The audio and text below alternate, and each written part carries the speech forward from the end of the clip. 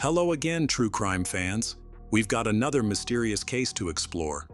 The case of Alice Trappler. On April 19, 2012, an incident occurred in a remote area of upstate New York.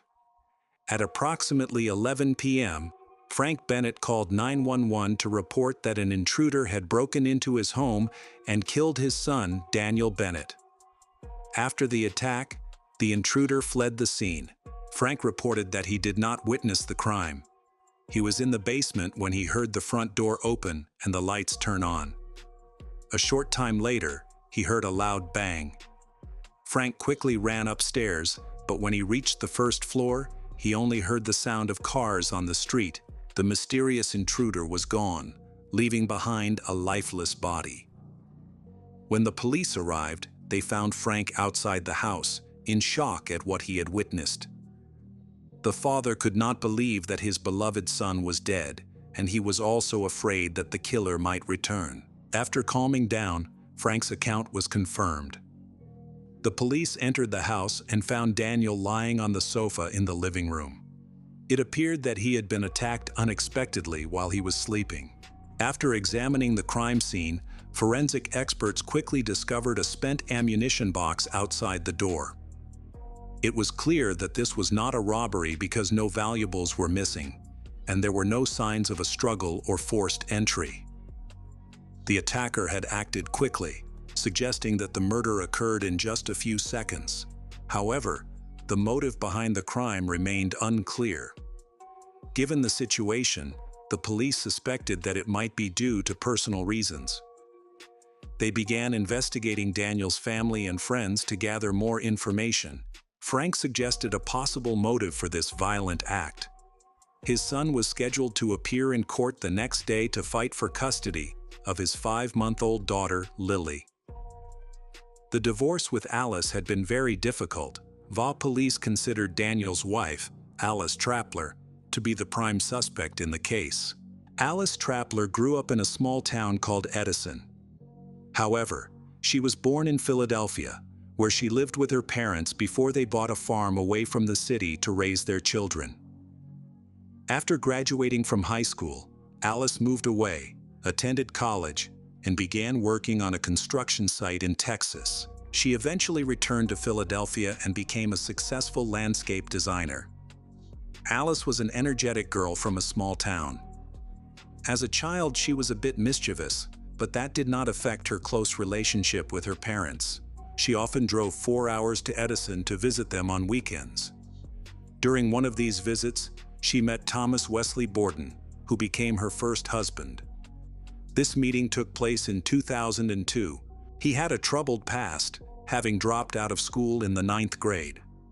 Then a series of troubles began to plague him. Thomas often stole small items, had no steady job, and frequently worked as a repairman on local farms. This was his situation when he met Alice. He immediately fell in love with her vibrant and energetic personality. Thomas was attracted to Alice's natural beauty and intelligence. They had similar personalities, as they were both energetic and outgoing. At the time, Alice was in a relationship with another man, but she ended it for Thomas, and their romance quickly blossomed. Within 6 months, they were married and moved to Philadelphia, where Alice owned a house. Thomas supported Alice in everything. Alice had always dreamed of having a large family, but she struggled to conceive. Therefore, she took on the role of stepmother to Thomas's 2 daughters from a previous marriage.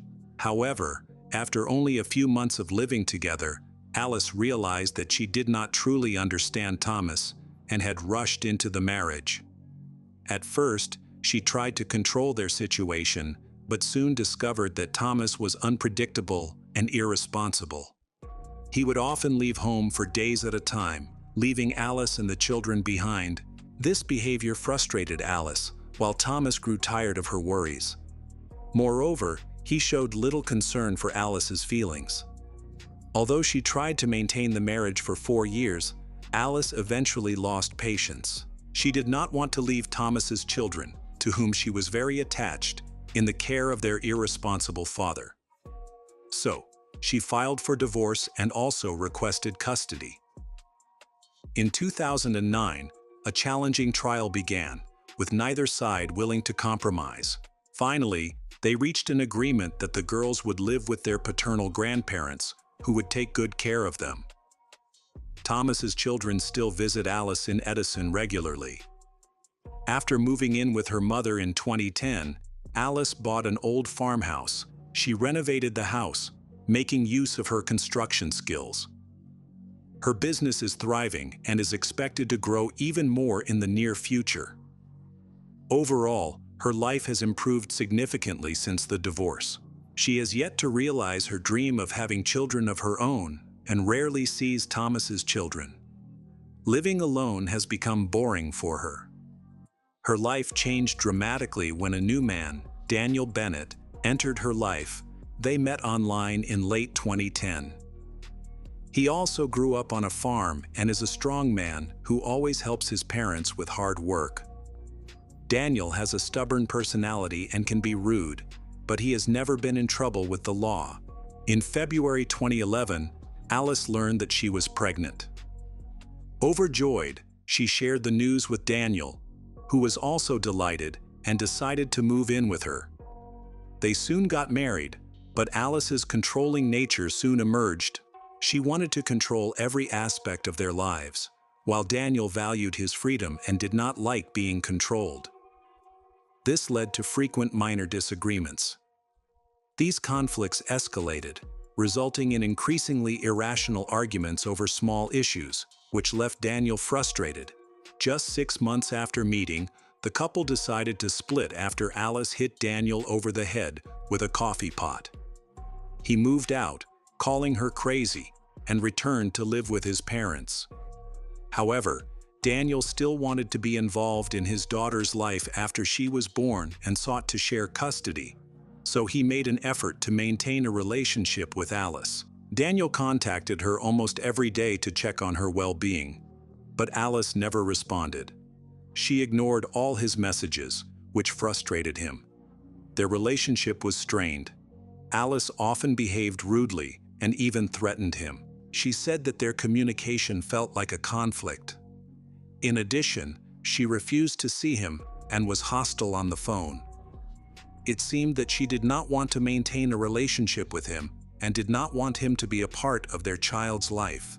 7 months after their separation, a baby girl was born.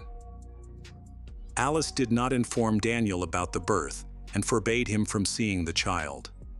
This was a significant blow to Daniel, who had been pleading to see his daughter. However, Alice remained steadfast in her decision. So Daniel sought legal help to resolve the situation.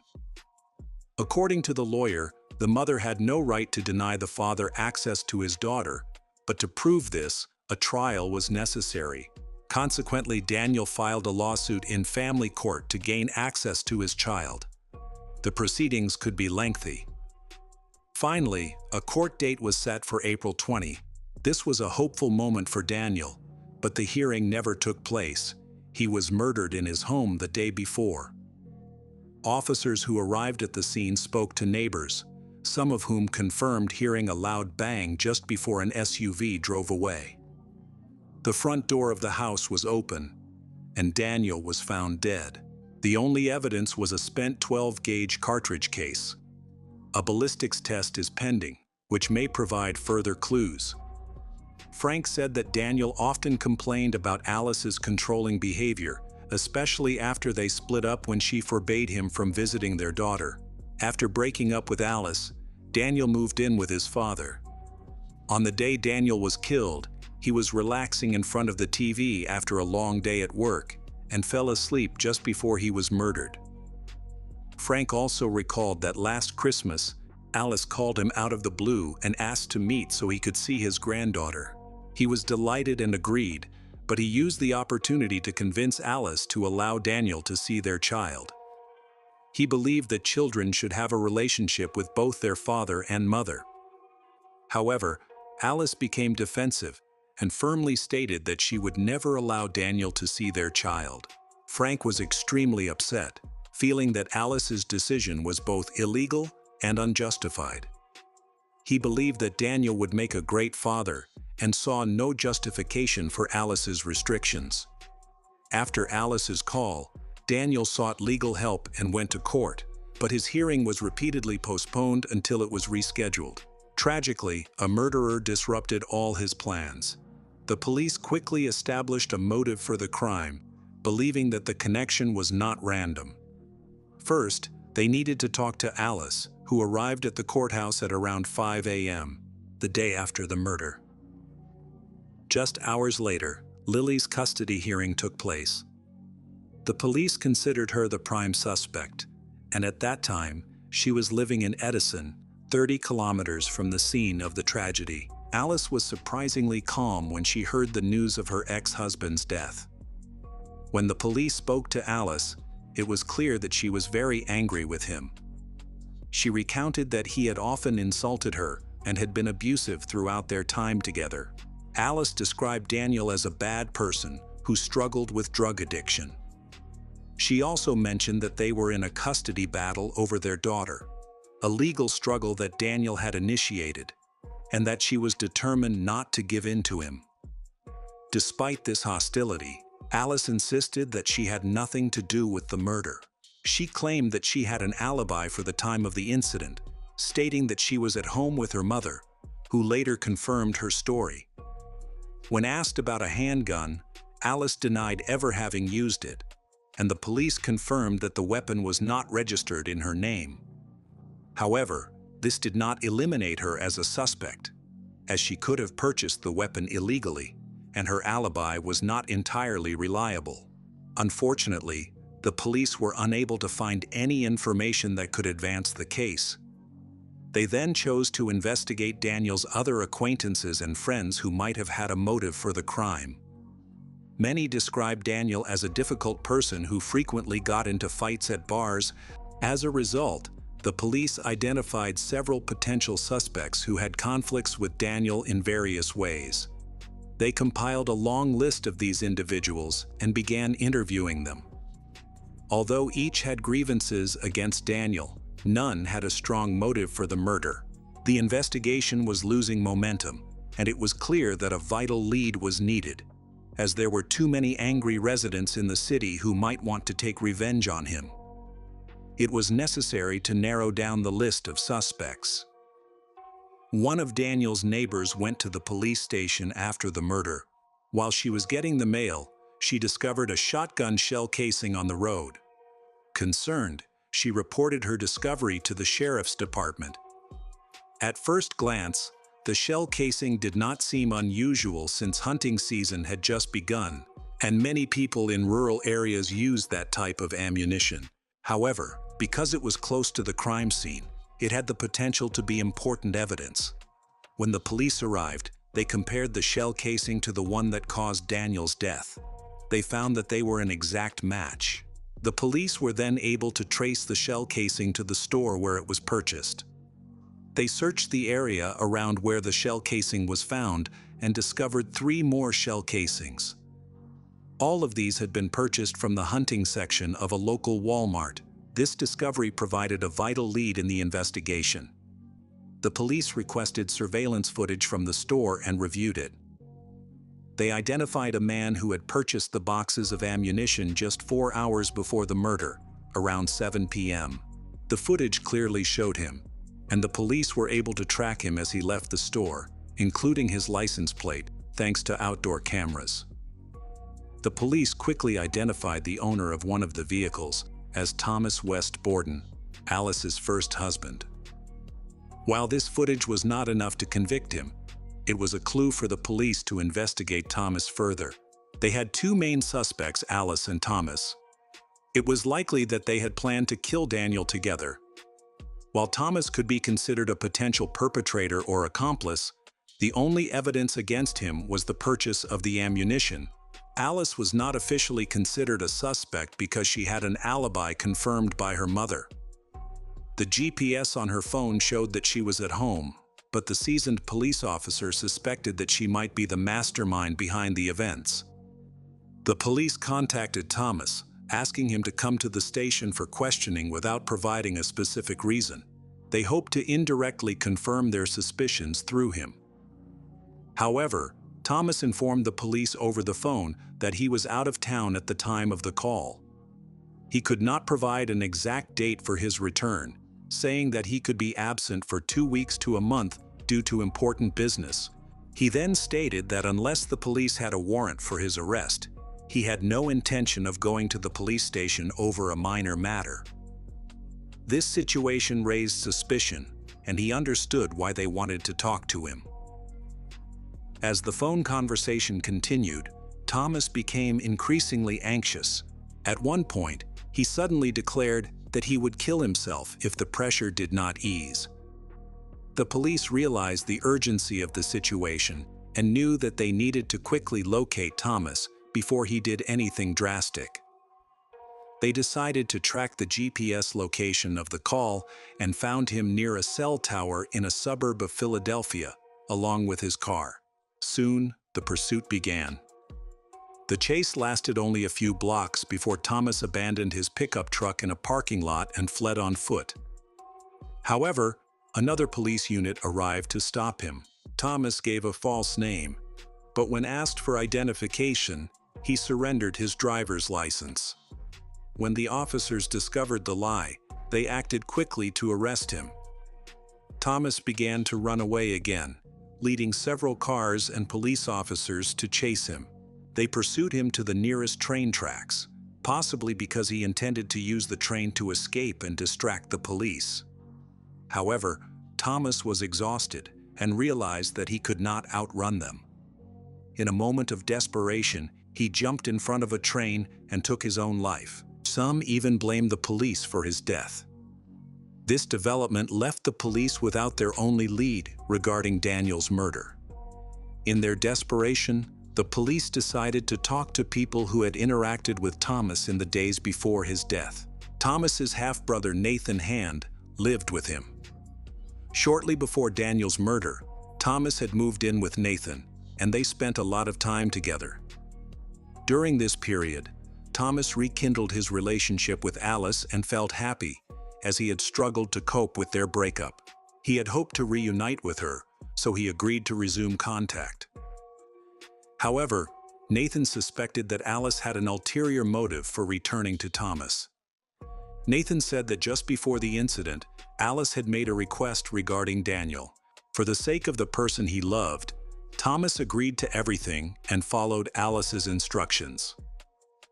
Nathan recalled that at around 8 p.m. on April 19, Thomas returned from Walmart and quickly began preparing for something important, saying that he would confront Daniel at Alice's request. Nathan observed that Thomas was wearing camouflage pants, a dark shirt, and a mask. When asked about his plans, Thomas insisted that he would confront Daniel.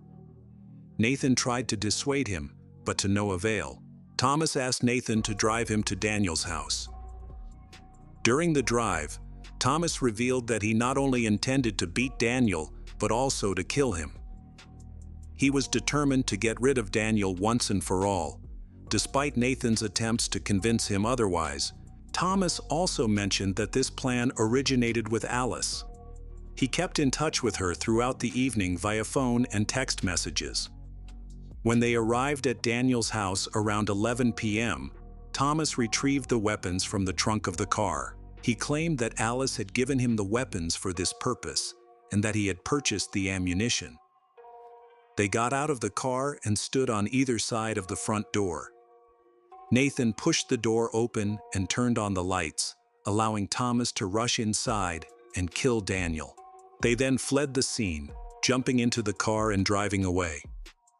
As they left, Thomas threw the remaining shell casings out the window, landing in a neighbor's yard and eventually leading the police to their door. Nathan claimed that they buried the weapons at the park. Police were able to locate the weapon based on Nathan's description. He also mentioned that Alice was not present during the attack. She was at home and was in contact with Thomas on the phone. Nathan was arrested in connection with the crime. On April 24, a deputy sheriff visited Alice's home, and she denied any involvement in the crime. In 2013, Alice went to trial for the murder of Daniel Bennett. She was charged with multiple crimes, facing a possible sentence of 15 years to life in prison. By this time, Thomas, the real perpetrator, was dead. The prosecution argued that he was just a pawn controlled by the real mastermind behind the crime. They believed that Alice had planned and manipulated Thomas into carrying out the act. The prosecution gathered a significant amount of evidence that linked Alice to the crime. Evidence included correspondence between her and Thomas discussing the case, as well as surveillance camera footage showing Thomas purchasing ammunition. Additionally, Thomas's half-brother Nathan confirmed Alice's involvement in the crime. Nathan Hand reached a plea deal to shorten his sentence by pleading guilty to manslaughter in exchange for helping to solve the case, resulting in a 9-year prison sentence. The defense attempted to exonerate Alice, acknowledging her hostility toward Daniel. They argued that the situation was an act of self-defense, claiming that Alice had endured domestic violence for 6 months. They asserted that Alice, a victim of violence as a child, was determined to prevent her daughter from experiencing the same, which explained her strong opposition to sharing custody with Daniel. After deliberations, the jury unanimously convicted Alice Trappler of premeditated murder. She was sentenced to 25 years in prison. Throughout the trial, she remained calm, showing no remorse or emotion. Alice expressed dissatisfaction with her 25-year prison sentence and filed several appeals, all of which were rejected. On a cold February afternoon in Wenatchee, Washington, 17-year-old Mackenzie Cowell stepped outside from her beauty school for a break, but she didn't inform anyone of her absence plan. She vanished without a trace. Hours later, her locked car was discovered in a secluded canyon away from town. There was only one set of footprints leading away into the snow. No one knew her whereabouts or what had occurred. What began as a missing person investigation quickly escalated into a more troubling situation. In the quiet town of Wenatchee, Washington, 17-year-old Mackenzie Cowell was recognized as a lively and dedicated young woman with a promising future. She managed her time between the homes of her divorced parents while preparing for high school graduation. In addition to her academic responsibilities, Mackenzie was also pursuing her dream of becoming a hairstylist by attending the Academy of Hair Design. Her life was busy, filled with early mornings, long days, and evenings spent dancing with her school's performance group, the Applettes, or participating in local modeling events. Mackenzie had faced challenges, including years of bullying because of her prominent underbite, which she hoped to correct with surgery. Nevertheless, she approached life with resilience. Her growing self-confidence was admired by both friends and family. Her father, Reed Cowell, often praised her relentless drive and determination. Her each day began before sunrise and extended well into the night. At that time, Mackenzie was in a close relationship with Joaquin Villazano, and they were nearly inseparable. Everything seemed to be going well until the events of February 9, 2010, changed everything. That evening, Mackenzie planned to have dinner with her father. It was meant to be a rare break in her busy schedule. When she didn't call after school, as she usually did, Reed quickly became worried. By 8 p.m., just as the family was about to report her missing, the police called first. They had found Mackenzie's car, a 2000 Pontiac Grand Prix, abandoned near Mission Ridge, about 40 miles from her home in Orondo. The surroundings were dark, isolated, and covered in snow. The car was locked. Cowell's wallet and some of her clothes were found in the car, although her debit card and mobile phone were missing. Only a pair of footprints were found at the scene, according to police, indicating that she had been alone when it was left there. The search for Mackenzie started right away. Bloodhounds, helicopters, and volunteers searched the steep and rugged area near where her car was discovered, but they found no clues. Although her case was classified as a missing person case with a risk of death, it did not initiate an Amber Alert. However, the local community and soon the entire nation became aware of her disappearance. Mackenzie's face was featured on news channels, and the FBI sent agents to assist local detectives. Everyone was eager for answers, but the situation was confusing. Mackenzie had never run away before. She was well-liked, responsible, and had strong ties to her family and community. At approximately 3 p.m. on February 9, 2010, she was last seen on surveillance video leaving the Hair Design Academy, walking to her car, and driving away. She told her classmates that she would be back in less than 15 minutes. Around this time, she sent a text message to her boyfriend saying, "Hey, what's up?" This was the last time she was known to have used her phone. After that, there was no further communication from her, making that text the last digital trace of her. Her debit card remained unused in the days that followed. Witnesses soon began to report their observations. Several residents near Mission Ridge stated they saw a tall, slim man with dark hair wearing a long coat walking alone around the time when Mackenzie's car was believed to have been abandoned, between 4:30 and 5:30 p.m. The police then focused on Mackenzie's phone records, examining thousands of messages, calls, and social media activities from platforms like Facebook and MySpace. However, despite the large amount of information, they could not find a clear lead. Detectives did not consider it a runaway case. For 3 days, her family, friends, and investigators remained hopeful, distributing flyers, searching the area where her abandoned car was found, and pursuing every potential lead. However, their hope turned to heartbreak. On the afternoon of February 13th, Mackenzie's body was discovered by a passerby on the banks of the Columbia River near Quincy, Washington, in a resort community about 32 kilometers from Wenatchee. She was found fully clothed, with her feet in the water. A vacant home for sale is located about 46 meters from where her body was found. The scene was eerie and unsettling.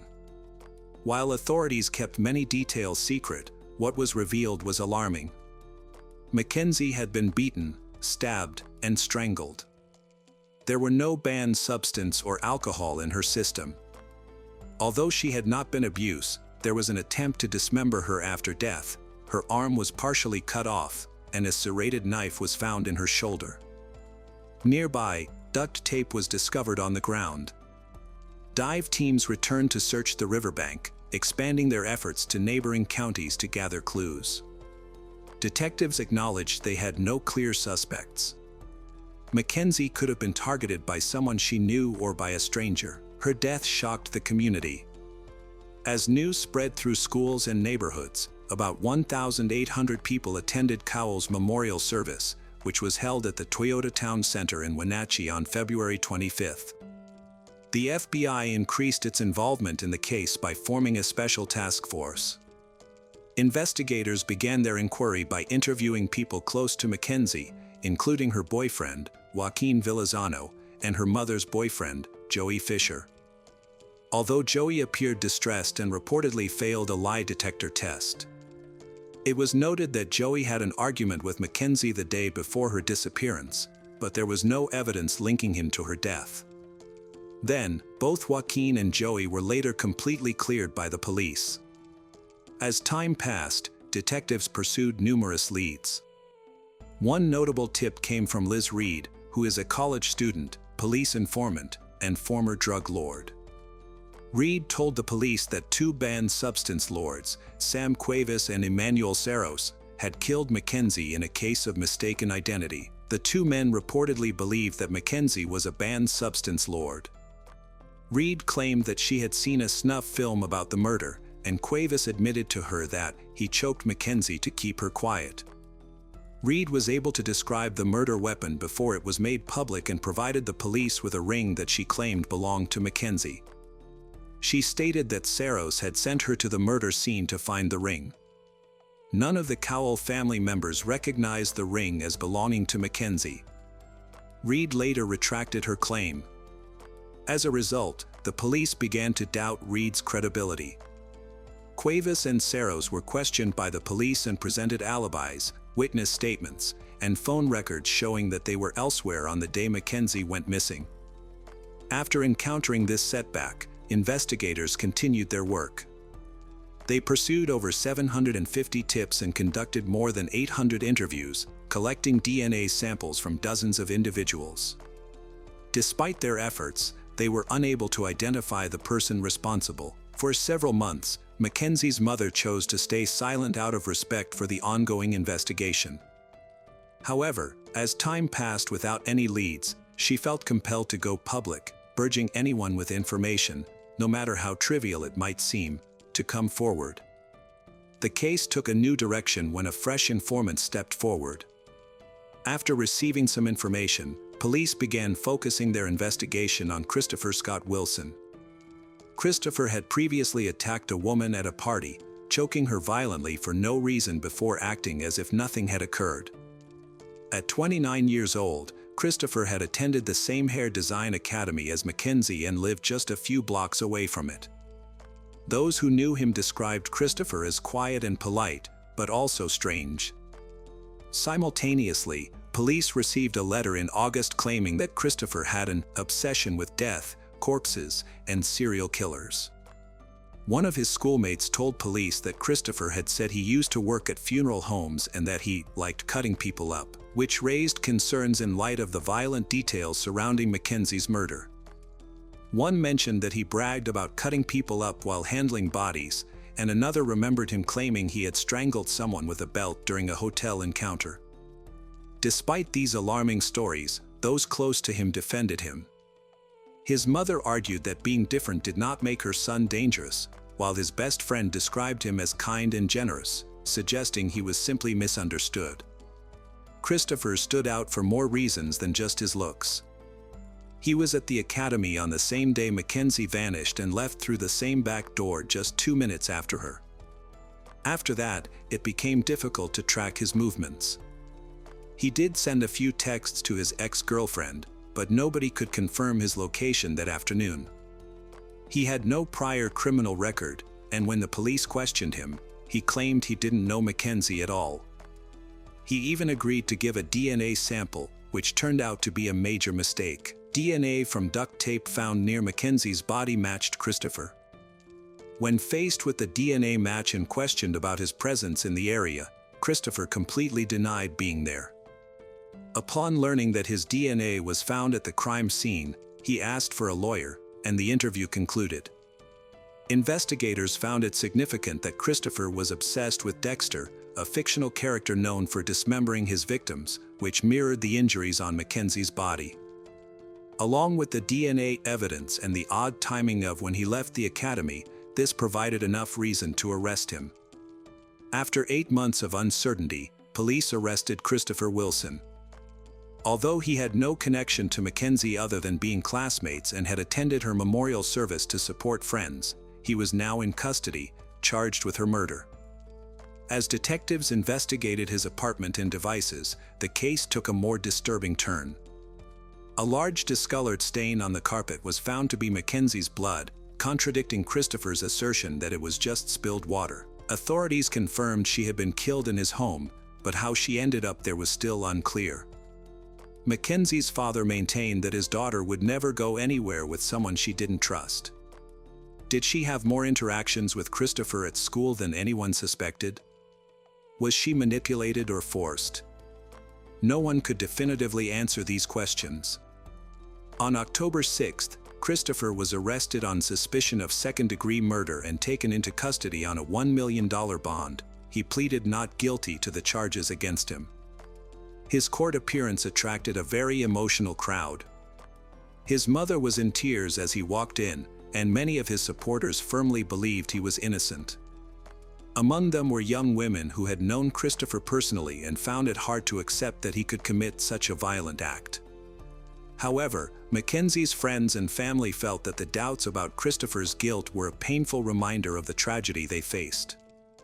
A close friend of Mackenzie emphasized to the public that Mackenzie was the real victim. She did not choose to be abducted, murdered, and thrown away by the Columbia River. She was a lively teenager with a bright future ahead of her. In December, the Cowell Task Force made a second arrest.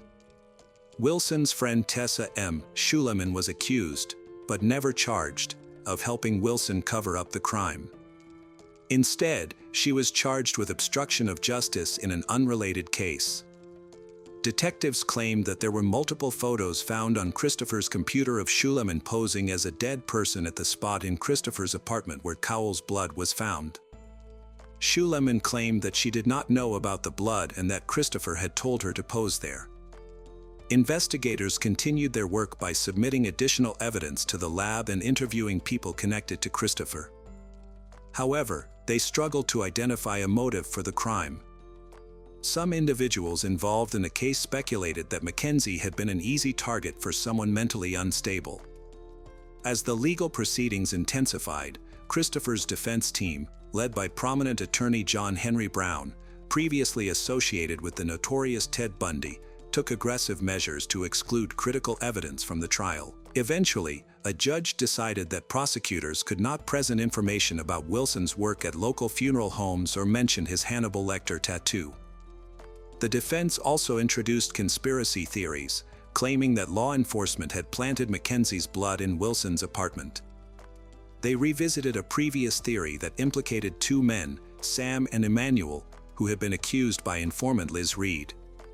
Christopher's mother supported these theories, believing her son had been wrongfully accused. The defense pointed out that there was no DNA evidence connecting Christopher to Mackenzie's car or the knife found with her body. They also cast doubt on the authenticity of a ring that Liz claimed belonged to Mackenzie, noting the poor quality of the photos and that Mackenzie's family and friends did not recognize it. Nevertheless, the prosecutors grew more confident in their case. Christopher's charges were elevated to first-degree murder because they believed Mackenzie's death was planned. If found guilty, he could face up to 26 years in prison. In April 2011, a plea deal was offered to Christopher, a 6-year sentence for manslaughter. Initially, he declined the offer, insisting that he was innocent. Many were surprised by his decision since the evidence against him was strong and the plea deal seemed quite generous. As the trial date neared, Christopher changed his mind and wanted to accept the plea deal, citing jury survey results that indicated he might not get a fair trial. However, by then, the 6-year offer was no longer available. Mackenzie's family also asked Christopher to write a formal statement acknowledging his actions. In court, he read aloud, "He also recklessly caused the death of Mackenzie Cowell by strangulation and by stabbing her with a knife." When asked if this statement was true, he replied, "Yes." Despite this, he later claimed that his statement was false, stating he had only agreed to it to secure a plea deal. He continued to assert that he had been framed. Wilson ultimately pleaded guilty to first-degree manslaughter, first-degree robbery for stealing Mackenzie's phone, and assault in a different case. In May 2012, he was sentenced to 14 years and 3 months in prison but received credit for the time he had already served. After the hearing, in a heartfelt moment, the families of Mackenzie and Wilson embraced and exchanged apologies, showing a rare moment of compassion amidst the heartbreak of the case. Later, Christopher Scott Wilson tried to withdraw his guilty plea through the Washington Court of Appeals, but his appeal was unsuccessful.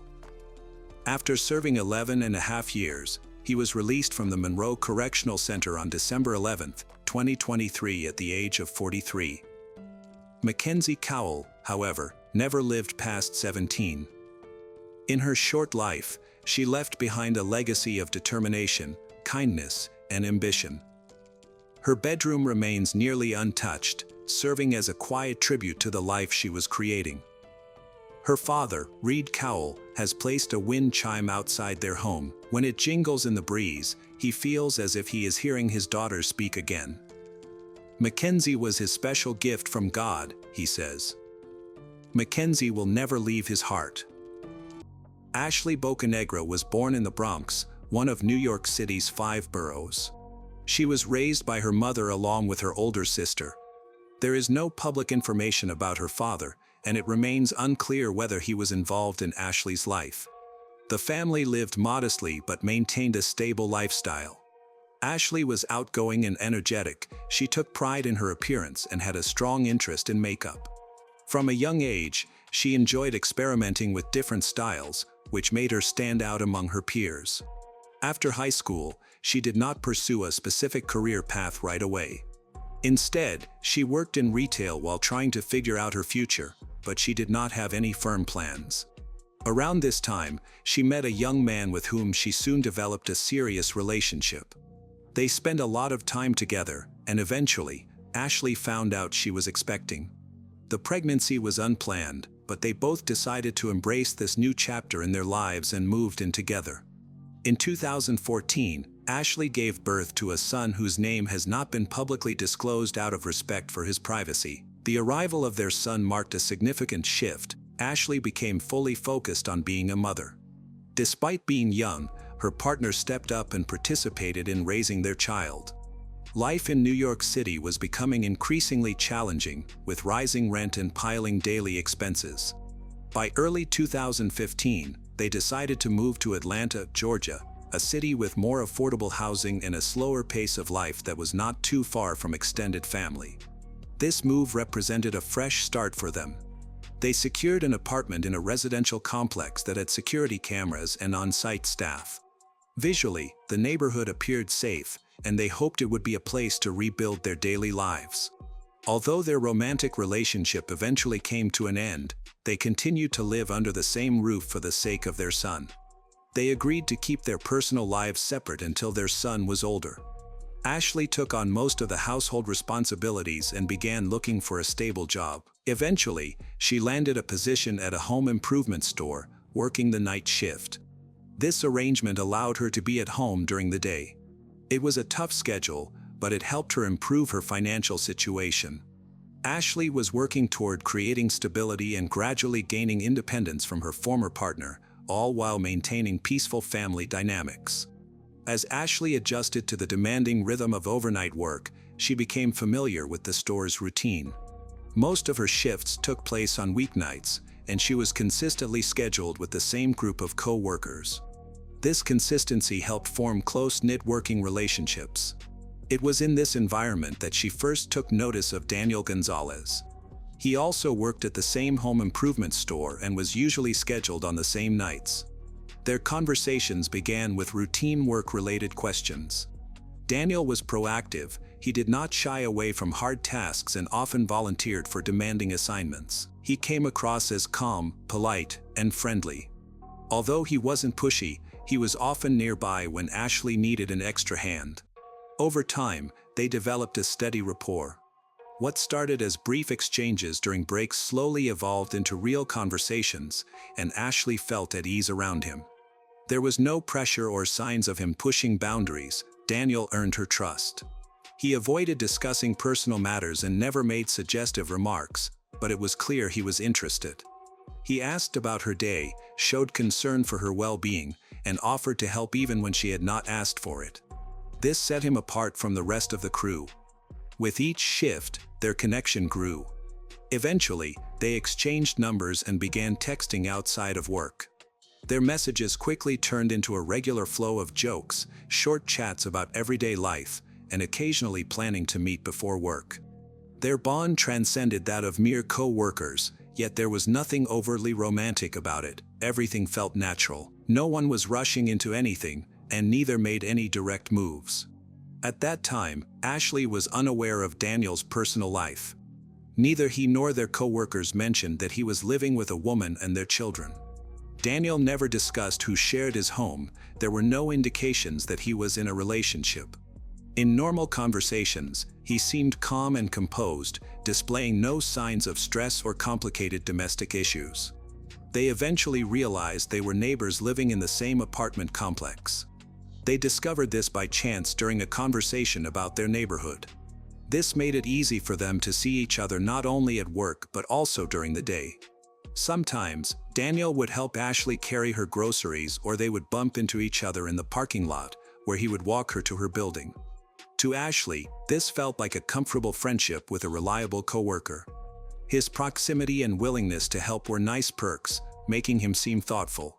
She was unaware of his actual circumstances. At the time of these events, Daniel Gonzalez was a 27-year-old living in Atlanta, Georgia. He was in a long-term relationship with Antonetta Stevens, a woman of the same age, although they were not legally married. They had been together for over a decade, having known each other since childhood, as their families were longtime friends. Throughout their relationship, they became parents to 2 sons, aged 9 and 6. However, their home life was more complicated than it appeared. Daniel and Antonetta's relationship had become increasingly strained over the years, with arguments happening more often. While most disagreements arose from everyday issues, they frequently escalated into larger conflicts. People close to them described Antonetta as having a quick temper. She could quickly shift from calm to confrontational over minor annoyances. This tendency was noticeable not only to Daniel but also to others in their circle. Daniel seldom discussed his home life with his colleagues. Only a few close friends were aware of his personal struggles, which he kept private. However, the ongoing stress at home began to take a toll on him. His relationship with Antonetta shifted from one of love to a focus on logistics, with conversations revolving around parenting, bills, and household chores. Although they still appeared as a couple to outsiders, their emotional connection was diminishing. During this time, Daniel's younger sister, Janine Gonzalez, who was 17 and had recently dropped out of school, moved in with them. She lacked a clear direction, needed a new environment to get back on track. Janine quickly bonded with Antonetta due to their shared history, having known each other since childhood and considering each other more like sisters than in-laws. In contrast, Daniel did not have a strong relationship with Janine. The presence of a third adult in the household did not reduce the tension, in fact, it increased it. Janine frequently witnessed the arguments between Daniel and Antonetta. Eventually, she began to take sides, clearly supporting Antonetta. Those familiar with the family noted that Janine openly expressed her belief that Daniel was responsible for the ongoing conflicts. This alliance between Janine and Antonetta only widened the emotional gap in the household, leaving Daniel feeling isolated. By the time Daniel started spending more time with Ashley, he was already feeling disconnected. His partner was irritable, their sons required constant attention, and his sister emotionally sided with Antonetta. The home atmosphere felt strained and unwelcoming. Daniel began spending more time outside of his home, taking extra shifts at work and staying later as a way to avoid conflicts in his life. Although these choices would later impact his decisions, he didn't express any strong desire to change his situation at that time. After a few weeks of talking at work and texting outside of their shifts, Ashley and Daniel started to meet up more often outside of work. Their conversations shifted from casual workplace topics to more personal subjects. They discussed feelings of tiredness, daily routines, and the challenges of parenting. Ashley shared her experiences raising her son, her complicated relationship with her partner, and her hopes of moving out to live independently. Daniel listened closely. He didn't interrupt her, kept the conversation flowing, and engaged with their shared difficulties. He never mentioned that he lived with a partner and 2 sons, nor did he talk about his sister. As Ashley and Daniel's relationship grew stronger, they began spending more time together. Sometimes, they would meet briefly before her shifts, while other times, they would talk outside her building. Over time, Daniel started to stay a bit longer. He would visit in the evenings, help her prepare dinner, and hang out while her son watched TV. This development felt gradual and natural, not sudden. Ashley didn't ask many questions, and Daniel didn't give her any reasons to doubt him. At that point, neither her son nor their coworkers intervened. Ashley enjoyed her independence. Everything appeared harmless from an outside perspective. Back at Daniel's apartment, things were starting to change. Antonetta and Janine began to pay closer attention to his schedule. Daniel was spending more time away from home, which did not escape their notice. Janine, who was usually at home, started to see a pattern. Daniel would leave without telling anyone where he was going and would often return later than expected. Though she didn't know his exact whereabouts, she began to keep track of his comings and goings. Eventually, she shared her concerns with Antonetta, and their suspicions grew. While Antonetta didn't confront Daniel immediately, his behavior made her feel uncomfortable. One day, Janine noticed something that confirmed her suspicions. Daniel was often seen with the same woman in the apartment complex parking lot. Although she didn't know Ashley's name yet, her appearance stuck in Janine's mind. Janine observed their conversations and noticed there were no inappropriate gestures, touching, or flirting, nothing that clearly crossed any boundaries. However, this situation raised her concerns. She didn't jump to conclusions, but from that moment, she started paying more attention. While Ashley viewed these meetings as casual and innocent, the atmosphere in Daniel's apartment became increasingly tense. Antonetta moved beyond just asking questions. She began checking his phone and closely monitoring his behavior. Although she had no solid evidence, the signs were accumulating. As a result, the trust between them began to erode. Ashley remained oblivious to any underlying issues. Daniel frequently visited, offering assistance and chatting about everyday matters, which seemed to strengthen their relationship. However, underneath these casual conversations, subtle changes were occurring. In the summer of 2022, Daniel, Antonetta, their sons, and Janine traveled to Florida for Antonetta's mother's wedding. They planned to spend a week with extended family, blending celebrations with a short vacation. The road trip was long, and they stayed at a relative's house. Despite the happy occasion, tension between Daniel and Antonetta was evident from the start. They argued during the drive over minor issues related to planning, coordination, and exhaustion. Upon arrival, the situation did not improve. Conflicts arose almost every day, and Antonetta's relatives noticed the strain in their relationship. By midweek, disagreements escalated over trivial matters. The tone of their exchanges turned increasingly sharp and irritable. Daniel often ended conversations abruptly, emotionally withdrew, and spent more time absorbed in his phone or stepping outside for solitude. Antonetta observed these changes and tried to remain calm, but her patience was wearing thin. After the wedding ceremony, while most guests were relaxing, a pivotal moment took place. Daniel, feeling tired and having had a few drinks, was outside in the yard talking to Janine. During their conversation, he expressed that he was exhausted from his relationship with Antonetta and didn't see a future with her. He also revealed that there was someone else in his life, without disclosing the name, but indicated it was a co-worker. Janine listened attentively, keeping her response neutral, though she was clearly processing the information. This conversation became a turning point. Feeling more loyal to Antonetta than to her own brother, Janine decided to share what she had learned. She informed Antonetta that Daniel had admitted to seeing someone else. To her surprise, Antonetta remained calm. Rather than confronting him right away, she chose to be strategic. Her priority was to identify the other woman. They agreed to keep their suspicions quiet and to closely monitor Daniel's behavior. Janine fully supported this plan, and they made a pact: no actions would be taken until they returned to Atlanta. Antonetta kept a calm, cheerful demeanor around her family for the rest of the trip. Though everything appeared peaceful on the surface, she was quietly strategizing to find out who the woman was. After returning from Florida, the mood in Daniel's apartment shifted. Antonetta and Janine didn't mention the wedding conversation, but they began to execute a plan they had developed in secrecy. Their goal was to find out if Daniel was really involved with a coworker. Instead of asking him directly, they decided to observe his habits and behavior. Since neither Antonetta nor Janine had full-time jobs at that moment, they spent most of their days at home, which allowed them to watch Daniel closely. Janine took note of when he left the apartment, who he interacted with, and how he acted when he returned. They also started checking Daniel's phone whenever it was left unattended or unlocked to look for notifications or messages. A few days after returning, Janine reported seeing Daniel leaving work with a young woman.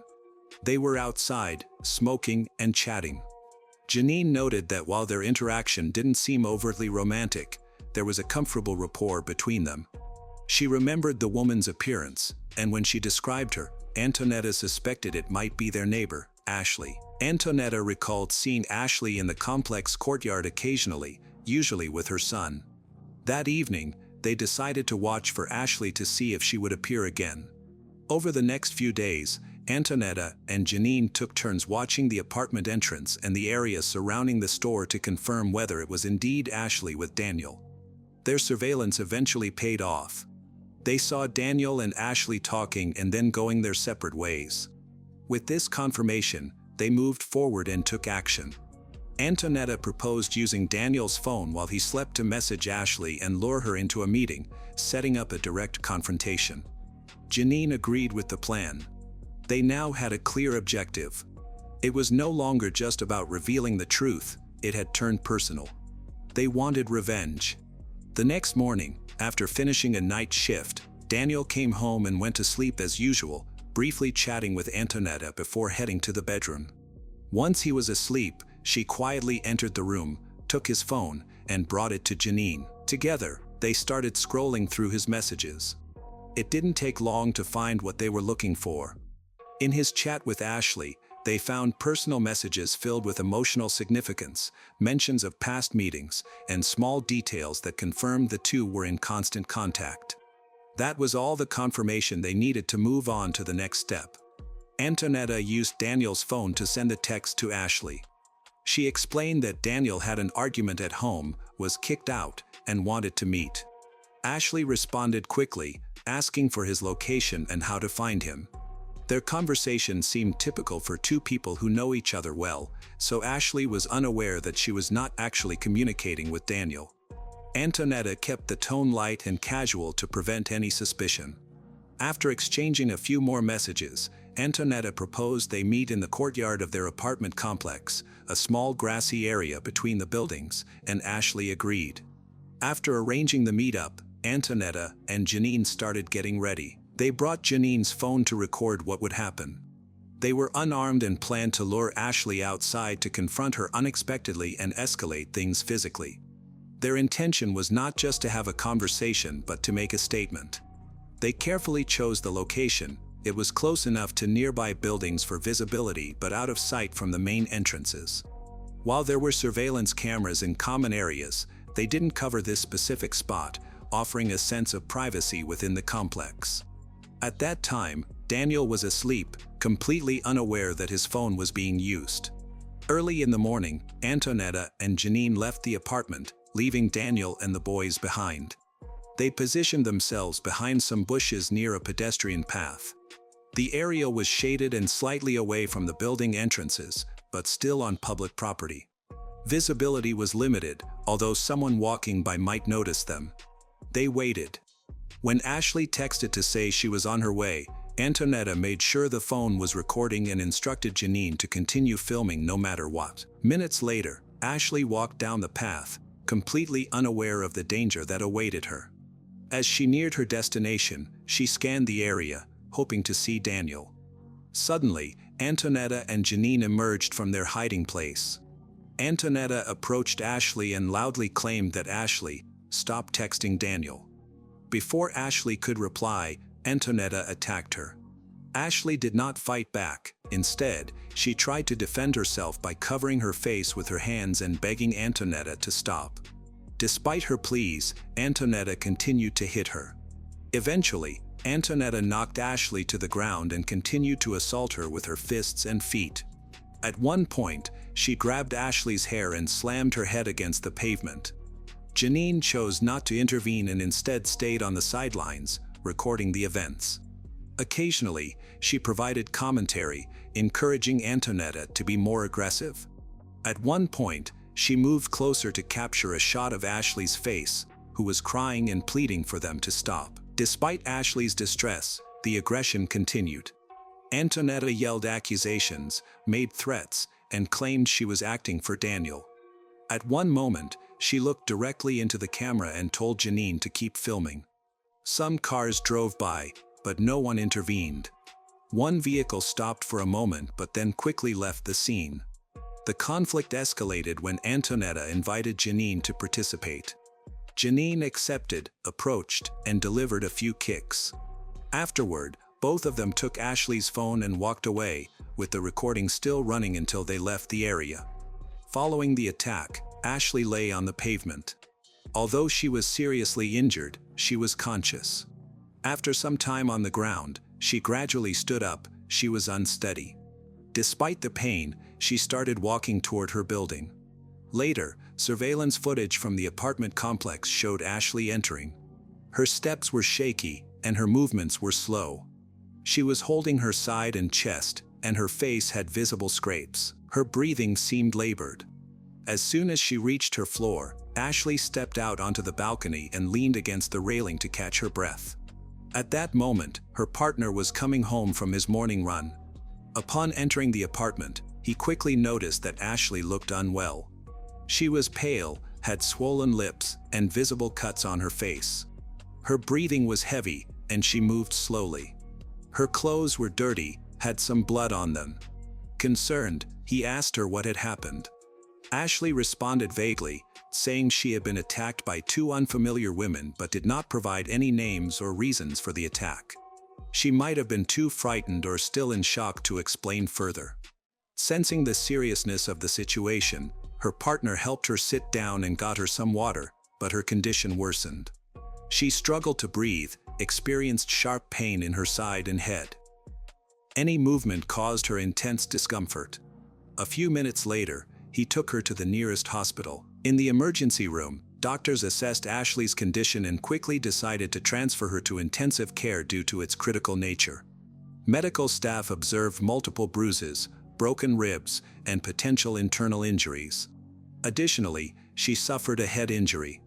Meanwhile, her partner stayed at the hospital, anxiously awaiting news. Ashley was put on life support and sedated, but her condition worsened. Several hours after the assault, local law enforcement arrived at the apartment complex in response to reports of a possible fight from witnesses. When the officers reached the apartment shared by Antonetta, Daniel, their sons, and Janine, Daniel was not at home. Antonetta answered the door and spoke to the officers in a calm and composed manner. She explained that an uninvited woman had arrived at their door, started an argument, and became physically aggressive. Antonetta stated that she did not know the woman and that it was the woman who initiated the confrontation. She characterized the incident as a mutual fight, mentioning that both had exchanged blows. Antonetta also noted that the woman had been previously harassing her partner at work and had come to their home to continue the harassment. She made it clear that she had not left the apartment before the incident to support her version of events.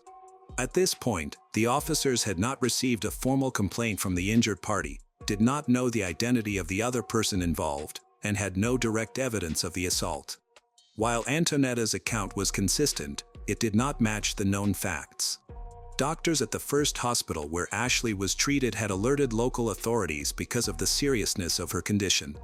However, when police arrived at the apartment complex, the medical report was not connected to the attack. Information about Ashley's injuries and her identity came to light later.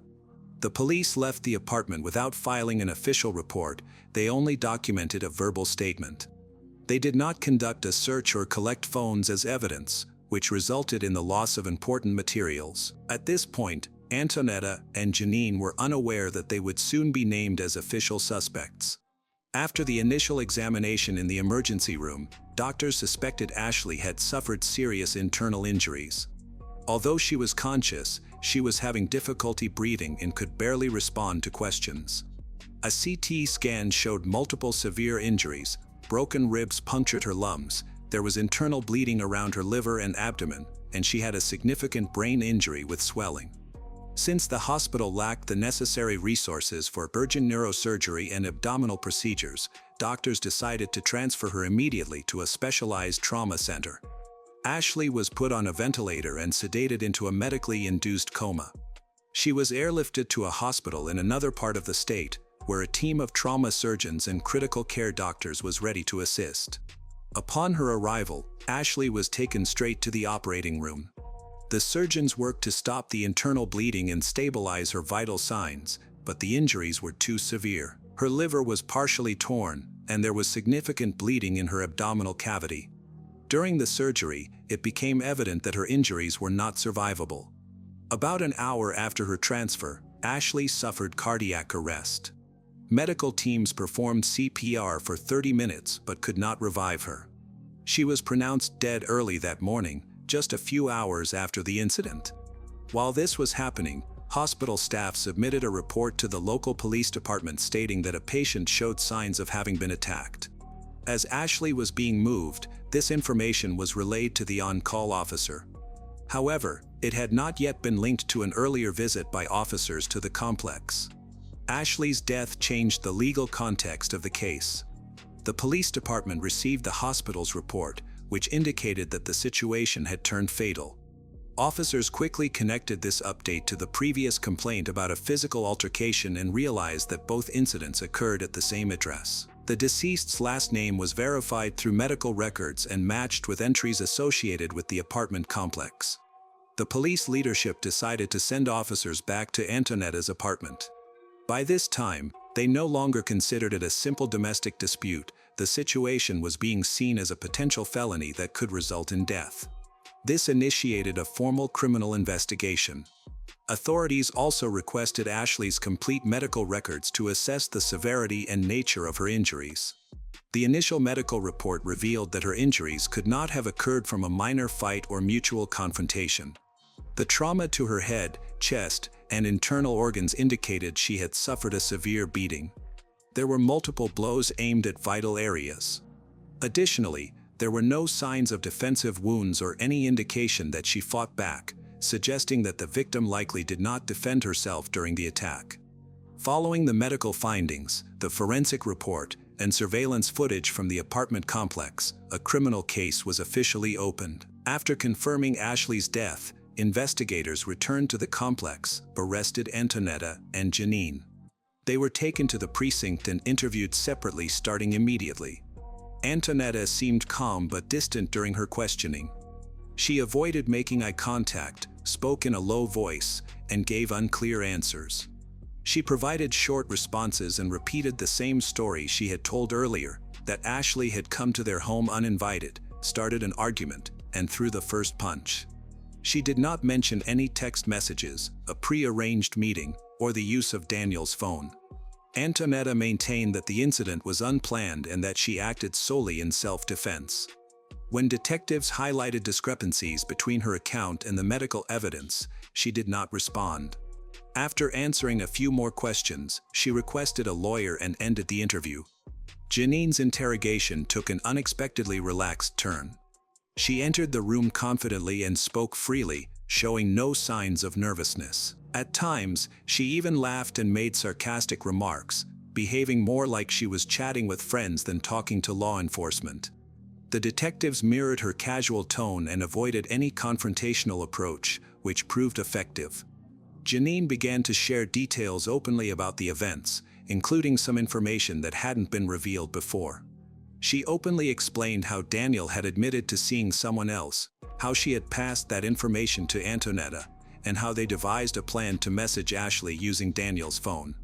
She also detailed who initially suggested recording the encounter and how they concealed themselves until Ashley arrived. Janine's account of the confrontation was particularly striking.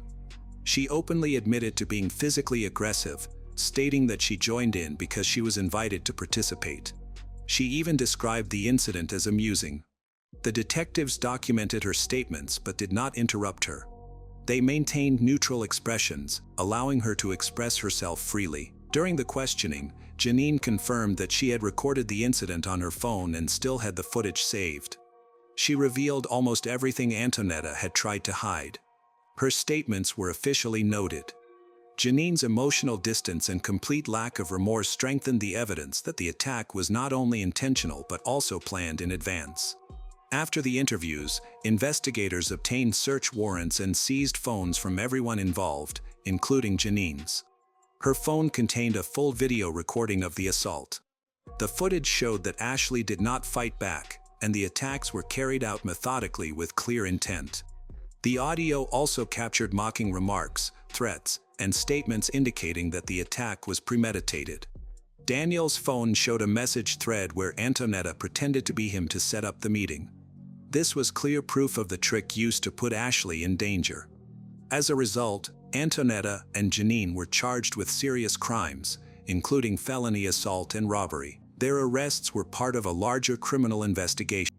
The charges were explained to them, highlighting the serious legal consequences they faced. Both were arrested without any resistance, but officers closely monitored the situation. Daniel later learned about the events that unfolded. When the arrests took place, he was at work. Officers came to his workplace to inform him of Ashley's death and the charges against Antonetta and Janine. He was heartbroken, having no knowledge of the revenge plan, the impersonation using his phone, or the attack itself. He stated that he could never have predicted that things would turn into such a tragedy. Daniel was asked to provide a formal statement. He confirmed that Ashley had never been a threat to anyone and that their relationship was not a secret. He also mentioned that he had never given his phone to anyone and was unaware of any messages sent from it. His account aligned with the evidence gathered, leading investigators to conclude that he was not involved in the crime. He expressed his willingness to cooperate fully and may be called to testify in court, as the fatal setup was carried out using his digital identity without his knowledge. Both suspects were found guilty and sentenced to 20 years in prison at Arundel State Prison in Georgia. Janine, who was only 17 at the time, was tried as an adult because of the seriousness of the crime. If she doesn't face any disciplinary issues while in prison, she will be released when she is about 37 years old.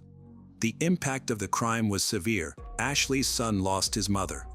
Custody of the child was awarded to his father, who had been involved in his son's life even after he and Ashley ended their relationship.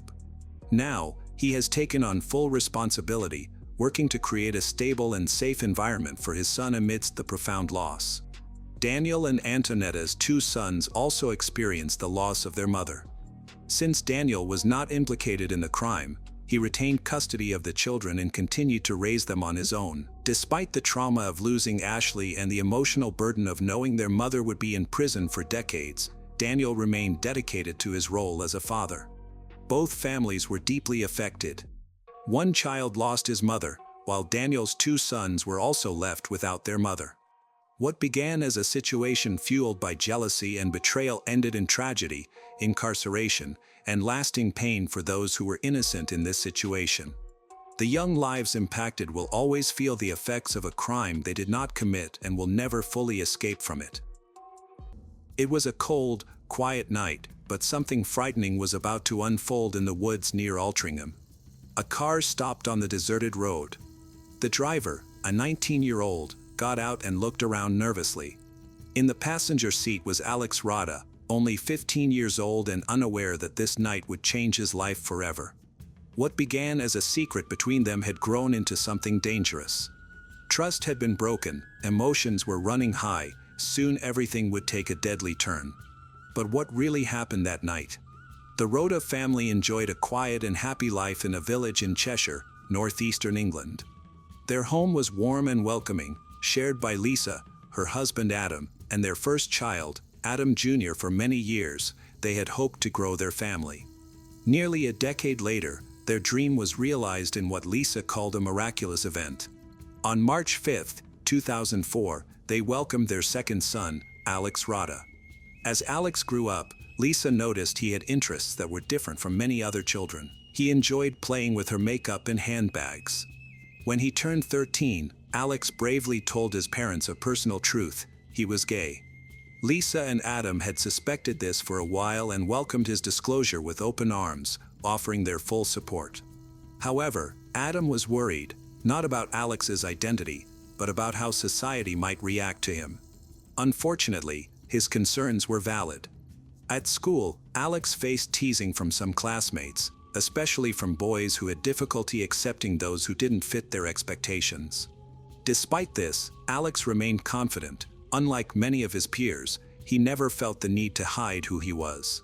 At Holmes Chapel Comprehensive School, Alex formed a close group of friends, predominantly girls. They cared for him deeply and supported him completely. These friendships acted as a shield when he faced unkindness, helping him thrive without letting negativity affect him. Full of joy and confidence, Alex was known for his infectious laughter. A bright student, he was also very active on social media, where he enjoyed sharing snippets of his life, his singing, dancing, and laughter. One of his accounts had gained over 4,000 followers. He had a uniquely close relationship with his father, one that resembled friendship. By the time Alex turned 15, he had become quite popular, with his phone frequently buzzing with messages from friends and admirers. However, one message he received one evening particularly caught his attention. It was from Matthew Mason, an older boy known for his mysterious online presence. Something about it made Alex pause. Matthew was a 19-year-old from the neighboring town of Ollerton. He grew up in a wealthy and religious family, living on a large estate valued in the millions. Every Sunday, they attended church together. At school, Matthew was known for being composed. Like Alex, he graduated from Holmes Chapel Secondary and went on to study agricultural engineering. He was a member of the Young Farmers Organization and worked part-time as an apprentice mechanic. In his spare time, he enjoyed fishing with his father, with whom he had a strong bond. At that time, Matthew was also dating a girl named Caitlin Lancashire. In October 2019, Alex shared with Georgia, one of his closest friends, that he had been receiving messages from Matthew. Georgia was surprised because she had known Matthew from school and had never seen him show any interest in men or suggest that he was bisexual. The situation felt strange. Alex and Matthew were from completely different backgrounds. They had never associated with each other socially. Without social media, they might never have met. Georgia warned Alex to be cautious. However, as the messages kept coming, Alex began to feel excited. He added Matthew as a friend on a social media platform, and their conversations quickly became more frequent. For Alex, this felt like the start of something special, his first experience with love. He had never been in a relationship before, and it was exhilarating, as if he was entering a whole new world. Initially, Alex and Matthew's exchanges were light, casual, but over time, they grew flirtatious and more intimate. Matthew complimented Alex's looks. Soon they began sharing photos. One night, after drinking too much at a bar, Matthew made a poor choice. He sent Alex an explicit photo of himself. Alex's friends noted that he often didn't understand the seriousness of situations, seeing them as jokes. Because of this, he viewed Matthew's message as part of a playful flirtation. Things became more serious when Matthew sent a video of a compromising nature. As their online relationship grew, Matthew proposed they meet in person and offered to pick Alex up, but Alex declined, saying his father wouldn't allow it. Despite this, they continued to exchange hundreds of messages. Wanting to know more about Matthew, Alex looked into his social media accounts, only to discover that Matthew was already in a relationship. This revelation filled Alex with frustration and doubt, making him question everything between them. Determined to find out the truth, Alex messaged Matthew's girlfriend, Caitlin, the girl he had seen in several of Matthew's posts. On November 3rd, Alex asked Caitlin if she was dating Matthew. When she confirmed it, Alex revealed that he had been secretly involved with Matthew for the past 2 to 3 weeks. Caitlin was stunned. Alex shared details of their explicit conversations and explained that he only learned about Matthew's relationship after investigating him online. According to media reports, jealousy was a significant factor in Alex's actions. An hour after speaking with Caitlin, Alex confronted Matthew, informing him that he had told Caitlin the truth. Alex's frustration was evident as he accused Matthew of being deceptive, both to Caitlin and to him. He insisted that Matthew needed to be honest because Caitlin deserved it after 2 years together. But Alex had already made the decision to reveal the truth himself. Matthew, who came from a strict religious background, was extremely afraid of his secrets getting out by Alex. In a panic, he denied any accusations to Caitlin and called Alex a liar. This marked a troubling change in the relationship between Alex and Matthew. Feeling trapped, Alex threatened to leak an explicit photo he had of Matthew. Reports indicate that later that same day, Matthew made Alex a beneficiary on his bank account and transferred over £50 to him. By this point, Caitlin had already ended her relationship with Matthew. Despite their issues, on November 9th, Alex and Matthew met in person for the first time and became physically involved. Their secret relationship continued over the next 2 weeks. While everything seemed fine to outsiders, the payments to Alex didn't cease. Matthew was not ready for the truth to surface, but everything came to a head on December 12, 2019. After weeks of threats and pressure, Matthew lost control. On that cold, rainy night, he picked Alex up from his home and drove him to a remote forested area near Altrincham, claiming they were going to have another intimate encounter. However, once they arrived, Matthew violently attacked Alex with a wrench he had brought along. After committing this brutal act, Matthew drove to a friend's farm, hoping to destroy any evidence linking him to the crime. To create an alibi, he then casually went to 2 different bars, meeting friends for drinks as if nothing had happened. At one bar, he took a selfie and shared it on social media, further emphasizing his facade of a typical night out. Later, he even took a picture of himself smiling in bed, with his bare torso showing, which he sent to Caitlin to strengthen his alibi. In the middle of the night, he discovered Alex's phone on the passenger seat of his car. Aware of the damaging information it contained, he quickly disposed of it. As the night went on, Matthew returned to the forest. He attempted to move Alex's lifeless body to the roadside and tried to lift him into his Renault Clio. However, after several unsuccessful attempts, he abandoned the body there and walked away. Alex's parents were becoming more and more worried about his disappearance. After they were unable to contact him, they reported him as missing. Soon, the police, friends, and family were all frantically searching for him. A police officer from Cheshire texted Matthew, asking him to reach out regarding Alex's disappearance. By morning, the stark reality emerged. Garbage collectors stumbled upon Alex's severely disfigured body, found half-naked and bearing multiple wounds. When law enforcement arrived at the forest crime scene, they discovered that Alex had endured at least 15 blows to the head, in what officials labeled a brutal and ruthless attack. A witness had unknowingly implicated him the night before. A photo of a vehicle parked by the roadside was taken, and when the police traced it, they linked it to Matthew. On November 13th, just before noon, officers arrested him on a highway nearby. Despite his efforts to remove the evidence, dried blood was still evident on his car. A search of his car's trunk revealed a garbage bag filled with incriminating items, a blood-stained green sweater, the wrench used in Alex's attack, and a large padded jacket that belonged to Alex. With compelling evidence against him, Matthew was taken into custody and formally charged with the crime. Investigators traced the unfortunate path of Alex and Matthew's relationship, which began with curiosity but ended in horrific violence. Their online interactions often focused on money, culminating in a crucial conversation moments before Alex's violent death. Records indicate that after an initial payment, Matthew had sent Alex a total of £1,270, supposedly for their meetings and to guarantee his silence. The final payment of £100 was sent just 5 days before the murder. As the investigation continued, unsettling new information came to light. Matthew's internet search history revealed his disturbing mindset. He had looked up methods to kill someone. His searches included queries like what happens if you push someone down the stairs, as well as information on poisons and unsolved missing person cases in Cheshire. One of Alex's friends mentioned that when Matthew first contacted Alex to set up their last meeting, Alex was excited.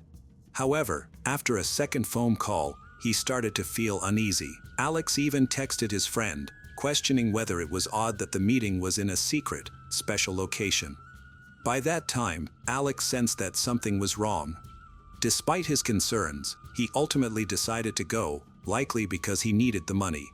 Moments after entering Matthew's car, Alex shared one final image on his social media story. It was a simple photo of the car's interior with a small heart emoji at the bottom. This was the last message Alex ever posted. His closest friends, who often discussed his new relationship with him, grew increasingly concerned over time, particularly because he kept asking for more money. At one point, Matthew told Alex that he was having financial difficulties and could no longer send Alex money. However, shortly after that, he transferred nearly £700 to Alex. Alex's friends, whose names are kept confidential for legal reasons, later informed the police that they were aware of the wrongdoing and had expressed their concerns to Matthew. Despite their advice, Alex decided to continue with his actions. The trial started on January 25, 2021, at Chester Crown Court.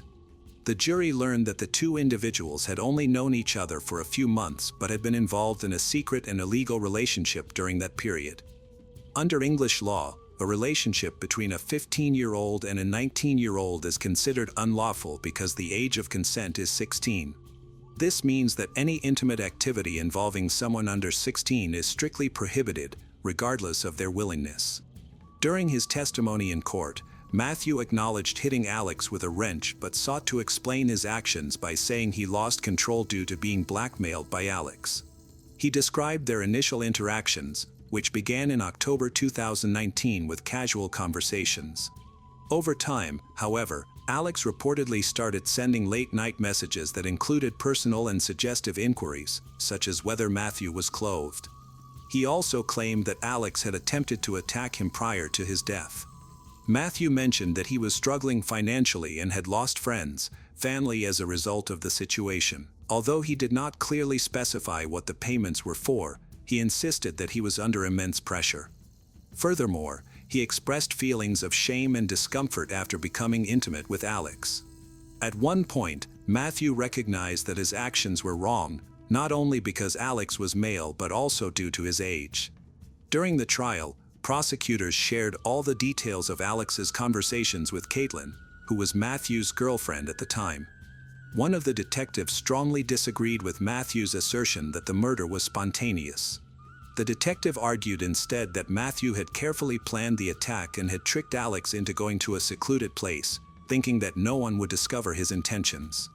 During the victim impact statements, Alex's parents, Adam and Lisa, honored their son with heartfelt words, describing him as a beautiful and loving child. Through tears, Lisa shared that losing a child in such a horrific way felt like living in hell. She highlighted that Alex was raised in a loving environment, not a fearful one, and he was always proud of himself, never needing to hide or pretend. Lisa condemned Matthew's actions, noting that despite his early admission of guilt, Matthew put their family through additional trauma in a selfish effort to lessen his sentence. She expressed that he didn't consider the immense pain he caused both families. Lisa described Matthew as the most selfish and calculating person she had ever met, criticizing his attempts to blame Alex and tarnish his reputation. During the trial, Adam reflected on his son as a cheerful and respectful young man who always considered other people's feelings. He acknowledged that he could never fully recover from the loss and that their lives would be forever changed. After a month-long trial and over 9 hours of jury deliberation, the jury rejected Matthew's account of the events and found him guilty by a majority vote of 10-2. As he sat in the defendant's chair, crying, the judge announced his sentence. Because he used a weapon during the crime, the mandatory minimum sentence was set at 25 years. The judge characterized the murder as premeditated, indicating it was carefully planned and executed with no remorse. He noted that although Alex may have initiated contact, Matthew not only responded but also actively encouraged an intimate relationship. The judge emphasized that Matthew was significantly more experienced than Alex, who was still young and emotionally immature. Additionally, he stated that Matthew had intentionally created the situation. While this was not Matthew's first intimate experience, it was Alex's first. The judge concluded that Alex's naive demands were influenced by the intimate offenses committed by Matthew, so the responsibility for what happened did not lie with Alex. In deciding Matthew's sentence, the judge emphasized his total lack of empathy, his complete disregard for the victim and the victim's grieving family. As a result, in January 2021, he was sentenced to life in prison, with a minimum of 28 years before being eligible for parole. However, on June 2021, Matthew's legal team filed an appeal against this sentence. After considering both written and oral arguments, a panel of 3 appellate judges concluded that the original sentence was too long and reduced the minimum term from 28 years to 26 years. Matthew faced a deep internal conflict as he struggled to accept his own gender and feared rejection. This unresolved conflict caused him unimaginable pain and destruction. In his desperate attempt to avoid confronting his reality, he not only compromised his own future but also hurt someone who accepted him without shame or fear. Lori K. Soares Hacking was born on December 31, 1976, and was adopted by Thelma and Iraldo Soares. They formerly lived in Fullerton, California. Iraldo is a Spanish and Portuguese teacher at Sunny Hills High School and a native of Piracicaba, Brazil. He met Thelma while they were both serving as missionaries for the Church of Jesus Christ of Latter-day Saints in Rio de Janeiro. Lori's parents divorced in 1987. Thelma and Lori moved to Orem, Utah the following year. In Orem, she attended Orem High School, where she was known for her organizational skills, determination, and vibrant personality. During high school, Lori met Mark Douglas Hacking. Their relationship quickly grew. They became a well-known couple, attending all the homecoming dances and proms together, appearing just like any other young couple in love. Mark, who was helpful and reliable, often spent time at Lori's house, assisting with errands, home repairs. This earned him a special place in Lori's family's hearts. Lori's brother jokingly felt jealous, as Mark received more attention from their mother and Lori than he did. However, Lori's family genuinely appreciated Mark's kindness and support. Lori and Mark's youthful romance blossomed into a strong relationship, leading to their marriage on August 7, 1999. By 2004, Lori was working as an assistant manager at a financial institution, while Mark, who had just graduated from the University of Utah, was preparing to start medical school at the University of North Carolina at Chapel Hill. Mark's decision to pursue medicine was expected, as he came from a well-educated family with several doctors, including his father and brothers, while another brother worked in government. In the summer of 2004, Lori and Mark planned to move to North Carolina. Lori, who was pregnant, was excited about the relocation, as was her mother, Thelma, who was eager to become a grandmother. Thelma hoped for a granddaughter with big curls like Lori's. On July 19, 2004, Lori, who was 27 years old and 5 months pregnant, suddenly disappeared. At around 5:15 a.m., she went for her usual jog at Memory Grove Park and City Creek Canyon before heading to work in Salt Lake City. When she did not return that afternoon, her boss contacted Mark. Concerned for her safety, Mark quickly called the police to report her missing. Mark arrived at Memory Grove Park at 10:07 a.m., aware that it was the last place Lori was supposed to be. He found her car in the parking lot, but the park was unusually quiet, making his heart race with fear. Patrol officers greeted him outside the park and updated detectives on Lori's disappearance. They feared the worst, thinking she might have fallen into the canyon, gotten injured, and become trapped in the thick woods. Given the situation, the patrol officers believed it was essential to involve homicide detectives. The steep canyon walls heightened their concern, as they worried that the pregnant woman might have been hurt and needed urgent help.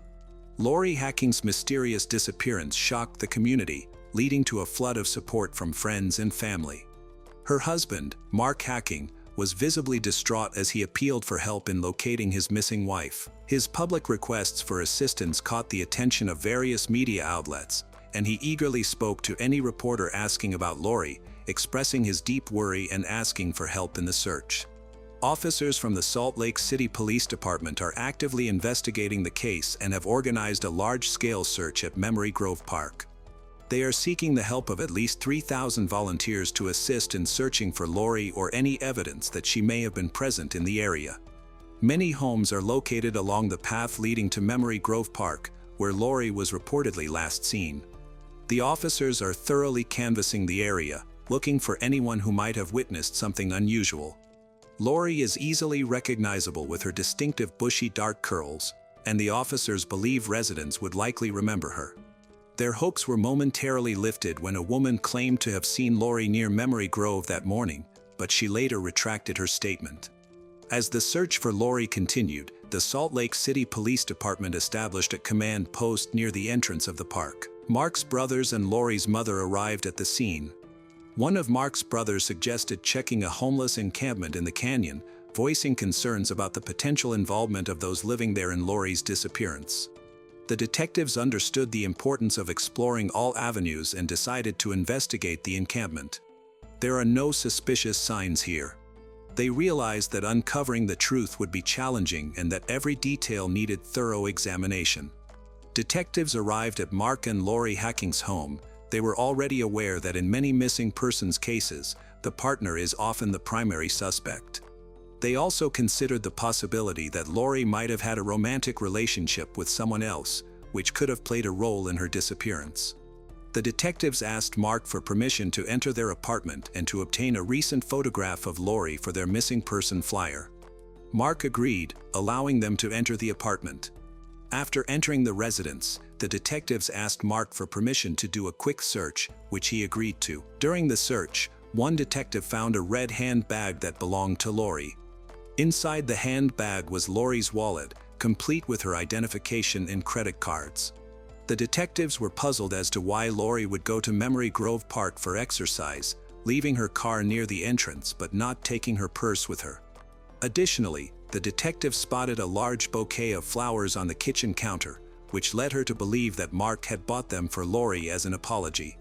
This detail raised her suspicion about potential issues in their marriage, as she recalled that husbands often give large bouquets to express remorse. While investigating the bathroom, the detective noted that it was exceptionally clean and had a strong smell of bleach, suggesting someone had recently scrubbed it with disinfectant. This finding intrigued the detective, as it indicated an effort to hide something. In the bedroom, she observed a set of sheets on the bed that looked brand new, with visible creases and no signs of having been washed. When she checked Lori's jewelry box, she noticed that Lori's wedding band was missing, which struck her as odd. The detective wondered why a happily married woman would not be wearing her wedding ring.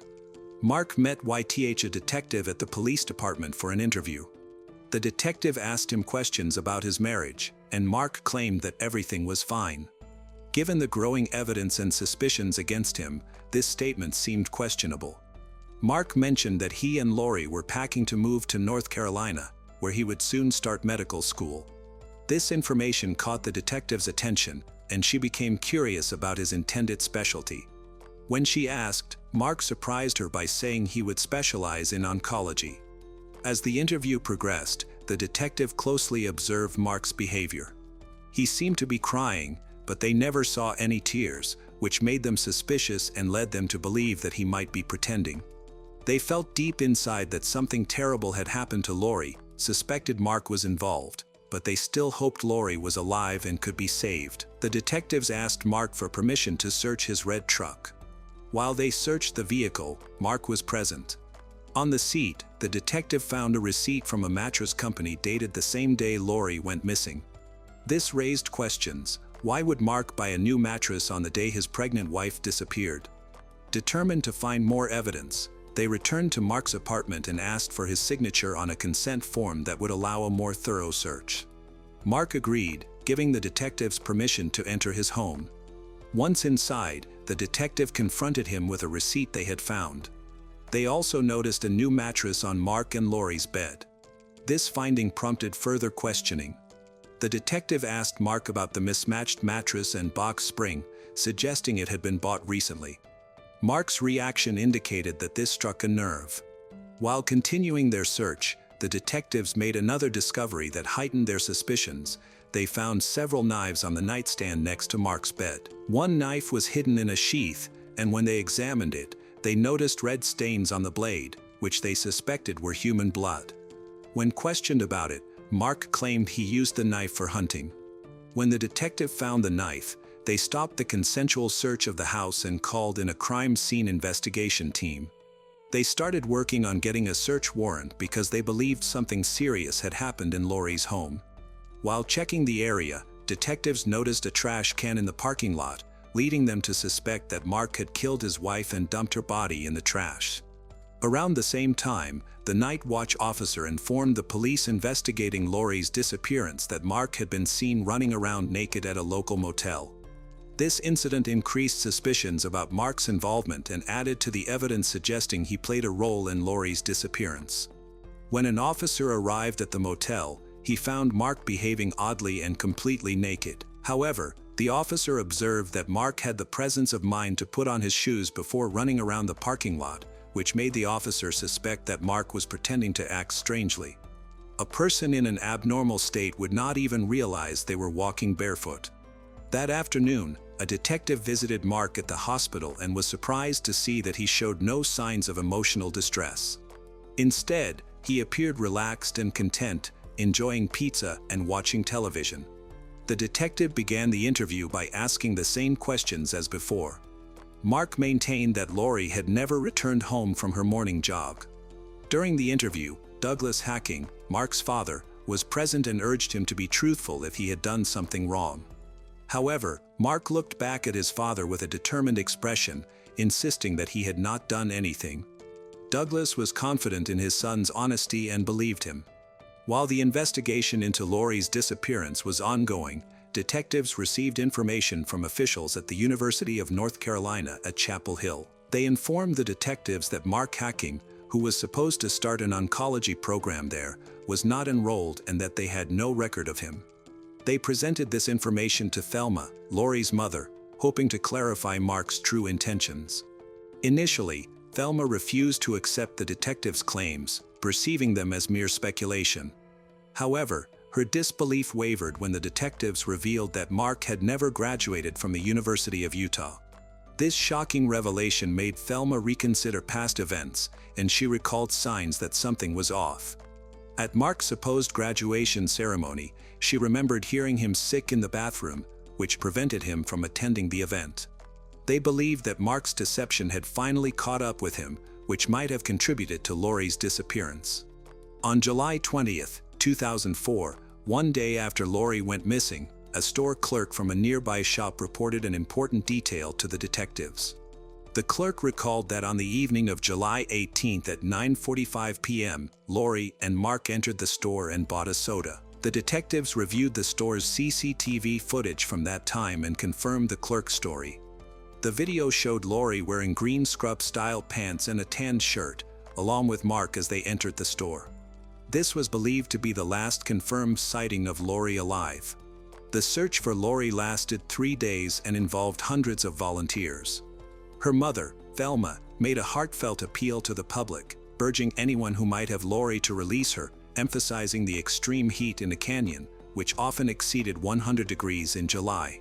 Despite the challenging conditions, the search efforts remained strong. Meanwhile, Mark was in the hospital recovering from a mental health crisis. His brothers, Scott and Lance Hacking, growing suspicious of his potential involvement in Lori's disappearance, confronted him again. On July 24, 2004, Mark eventually confessed to killing Lori. He explained that she had found out he was not actually a graduate of the University of Utah, where he claimed to be attending medical school in North Carolina. This revelation devastated Lori, making her feel betrayed. Before she could file for divorce, Mark took drastic action by shooting her and disposing of her body in a dumpster. After Mark admitted to his brothers, the search for Lori in the canyon shifted to the landfill. Nearly 30 officers were sent to the 10-acre landfill to search for her body. In the 2 days following the disposal, they had to sift through a massive amount of waste. First-degree murder charges were filed against Mark Hacking on August 9, 2004. The search for Lori was extensive and physically challenging, especially with the high temperatures. Many agencies and professionals worked together in this effort.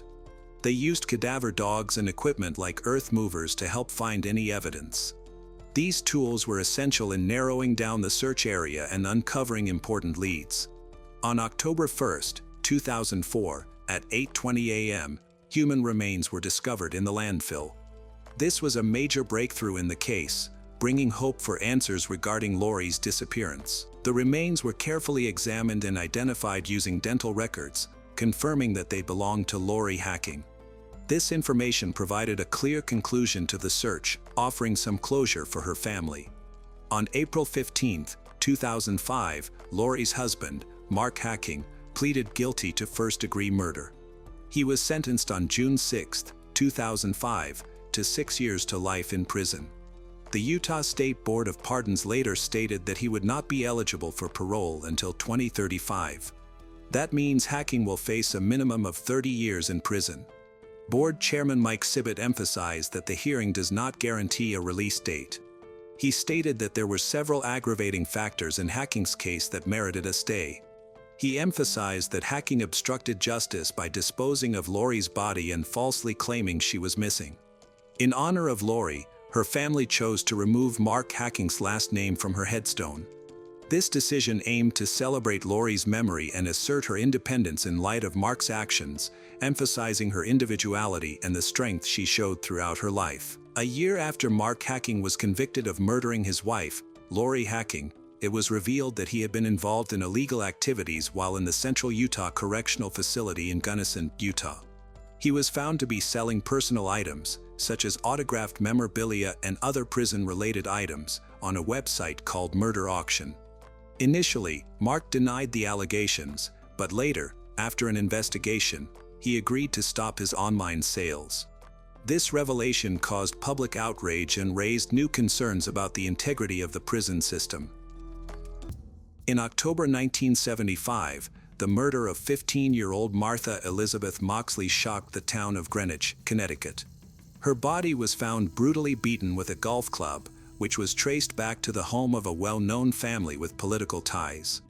This tragic event caused years of anguish for the Moxley family as they sought justice for their daughter's death. Let's go back in time. The Moxley family moved to Greenwich, Connecticut, hoping to find a safe environment for their children, John and Martha. Their parents allowed them to explore the town freely, trusting in their safety. Martha was a remarkable teenager known for her beauty and intelligence. She had a vibrant personality and a close bond with her brother. Throughout her childhood, Martha showed impressive intellect.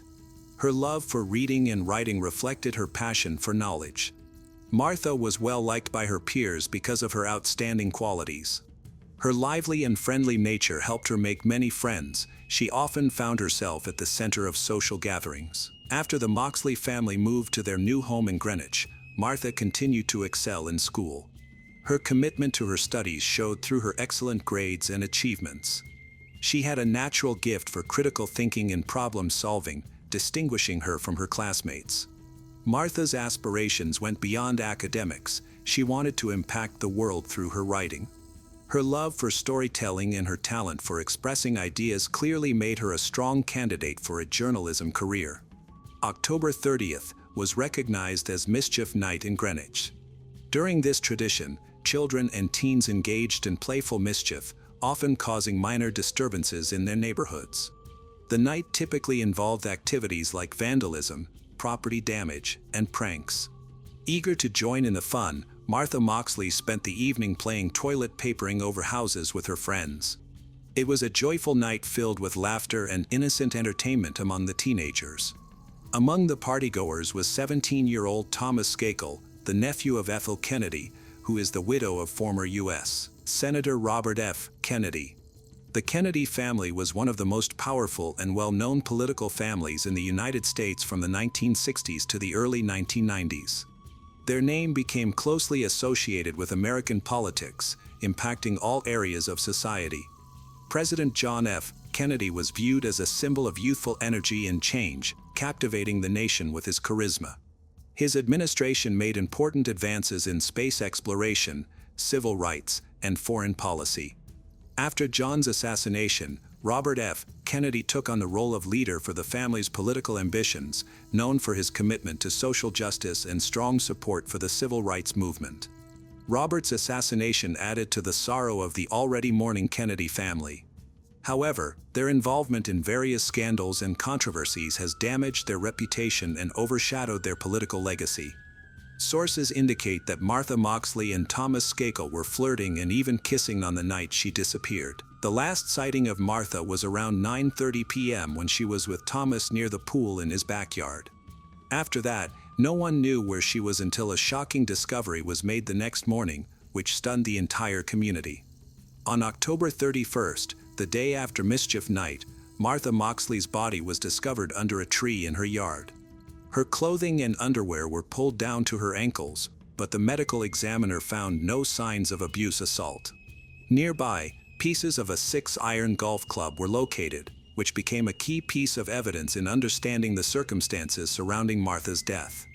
The chief medical examiner of Connecticut performed an autopsy on Martha.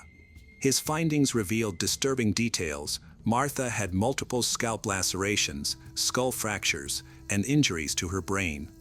The absence of signs of a struggle led the medical examiner to determine that Martha had been violently assaulted. The medical examiner determined that the weapon that caused her injuries and death was a 6-iron golf club, which matched evidence collected at the scene. The severity of her injuries and the strong evidence linking the golf club to the murder confirmed that her death was neither an accident nor an end to her own life. They classified Martha's death as a homicide. Witnesses reported seeing Martha with Thomas Skakel on the night she died, raising suspicions and directing detectives' focus towards the Skakel family. An investigation later found that the golf club used to kill Martha originated from the Skakel home, which further increased doubts about the involvement of the two Skakel brothers. Although the investigation made initial progress, it soon stalled due to interference from the Skakel family. They interfered with the investigation right from the beginning. One significant way they obstructed progress was by blocking the police from accessing their son's school medical records. These records could have shed light on Thomas Skakel's behavior and any health issues he might have had at the time of the crime. By denying investigators this information, the Skakel family hindered the exploration of potential motives. Thomas's father took further actions to impede the investigation. He discouraged witnesses from stepping forward or sharing what they knew about the crime, making it challenging for investigators to gather first-hand testimonies. This interference also significantly hampered the progress of the investigation. When news of Martha's murder emerged, Thomas and Michael Skakel, grandsons of Robert F. Kennedy, became targets of intense media scrutiny. Reporters and the public were eager to uncover any potential involvement or connections to Martha's death. As members of the Kennedy family, the brothers faced overwhelming speculation. Throughout the investigation, Thomas and Michael maintained their innocence, asserting that they had no involvement in Martha's murder. They consistently denied being at the party where she was killed and claimed ignorance about the circumstances of her death. Their repeated denials attracted even more media attention and public interest in the case. However, despite the extensive coverage, there was no solid evidence linking the brothers to Martha's murder. The murder of Martha Moxley attracted worldwide attention because of the involvement of the Kennedy family. Initially, attention turned to Kenneth Littleton, who was hired as a tutor by the Skakel family just hours before Martha's murder. Littleton was a live-in tutor for the Skakel brothers, and since he was present near the crime scene, he was suspected of being an accomplice. His interactions with the brothers were examined, and some believed he might have influenced them to commit the crime. As time passed, the testimonies from Thomas and Michael Skakel about that night began to change. Witnesses reported that Michael had confessed to killing Martha with a golf club. Additionally, a former classmate of Michael claimed he received preferential treatment and boasted about escaping punishment for the murder because of his ties to the Kennedy family. Many books have been written about the Moxley murder in an effort to uncover the truth about her death. One notable book is A Season in Purgatory by acclaimed author Dominic Dunn, which focuses on the Moxley murder case. Dunn conducted thorough research to provide a detailed account of the events leading up to Martha's death. Another significant book, Murder in Greenwich by Mark Furman, a former police detective known, presents his perspective on the investigation and various theories surrounding the case. These books examine different theories proposed by investigators and advocates for justice for Martha. Despite significant media and public interest, the case remained unsolved, which caused frustration for both investigators and the public. The tragic death of Martha Moxley shocked the community and led to a lengthy investigation that lasted nearly 2 decades.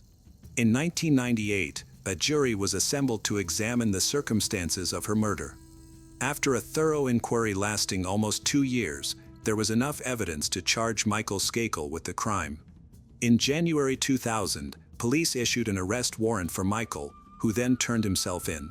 He was soon released on bail after posting a $500,000 bond. On March 14, 2000, Michael was arraigned in juvenile court. Although he was 15 years old when Martha was murdered, the judge decided to try him as an adult. Michael Skakel's trial began on May 7, 2002, in Norwalk, Connecticut. Prosecutors built a strong case by presenting evidence linking him to the crime and highlighting inconsistencies in his alibi. The defense maintained that Michael was innocent, arguing he was at a cousin's house when the murder occurred. The murder trial of Martha Moxley received extensive media coverage, drawing attention from both national outlets and the local community. Many people were invested in the case, hoping for justice for the victim. During the trial, the prosecution introduced a book proposal that suggested his involvement in the crime. In this proposal, Michael admitted to engaging in inappropriate behavior while in a tree on the night of the murder. Although he acknowledged being at the crime scene, he did not confess to directly harming Martha. Ultimately, on June 7, 2002, Michael Skakel was convicted of Moxley's murder and sentenced to 20 years to life in prison. He was assigned to Garner Correctional Facility in Newtown, Connecticut. Reactions to the verdict were mixed, with some individuals feeling satisfied and others raising concerns. Michael Skakel appealed his conviction, presenting several arguments. One of his main points was that the trial should have occurred in juvenile court instead of superior court, as he was only 15 years old at the time of the crime. He contended that his age should have prevented him from being charged as an adult. Furthermore, Skakel claimed that the prosecution committed misconduct by not disclosing crucial evidence that could have exonerated him, which he argued violated his due process rights and compromised the fairness of his trial. Nevertheless, in January 2006, the Connecticut Supreme Court dismissed his claims and upheld his conviction. In 2007, Michael Skakel hired a new attorney and requested a retrial in Connecticut court, proposing a new theory regarding Martha Moxley's murder. His defense team presented evidence implying that Gitano Tony Bryant, cousin of Los Angeles Lakers player Kobe Bryant and former classmate of Michael at Brunswick Private School in Greenwich. In an August 2003 videotaped interview with Vito Colucci, a private investigator hired by Michael, Bryant said that on the night of Moxley's murder, one of his friends had tried to molest her. Bryant said he had not come forward because his mother had warned him that, as a black man, he would be framed for the unsolved murder. A 2-week hearing in April 2007 allowed this oral evidence to be presented, along with other matters. In September 2007, Michael's attorneys filed a motion, based in part on Bryant's complaints, for a new trial. Official prosecutors responded that Bryant may have made up the story to sell a drama about the case.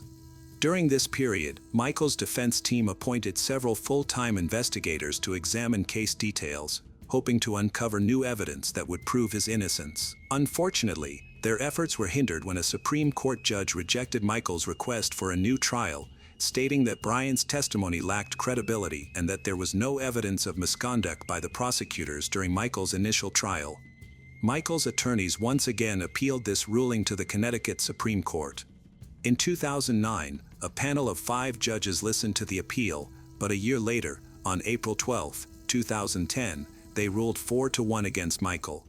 Despite these challenges, Michael and his legal team remained determined to secure his freedom. In January 2012, they requested a sentence reduction, arguing that he had been an exemplary prisoner and warranted leniency. However, this request was denied, and Michael's sentence continued to stand. In 2013, Michael Skakel appealed his conviction, claiming that his trial attorney, Michael Sherman, had not provided effective representation. During the hearing, Michael Skakel accused Sherman of lacking interest in his defense and being more focused on collecting fees to resolve his financial issues. This raised serious doubts about the fairness of his trial and the potential for a wrongful conviction. As a result, Michael was granted a new trial after it was determined that Sherman had not adequately defended him during his 2002 trial.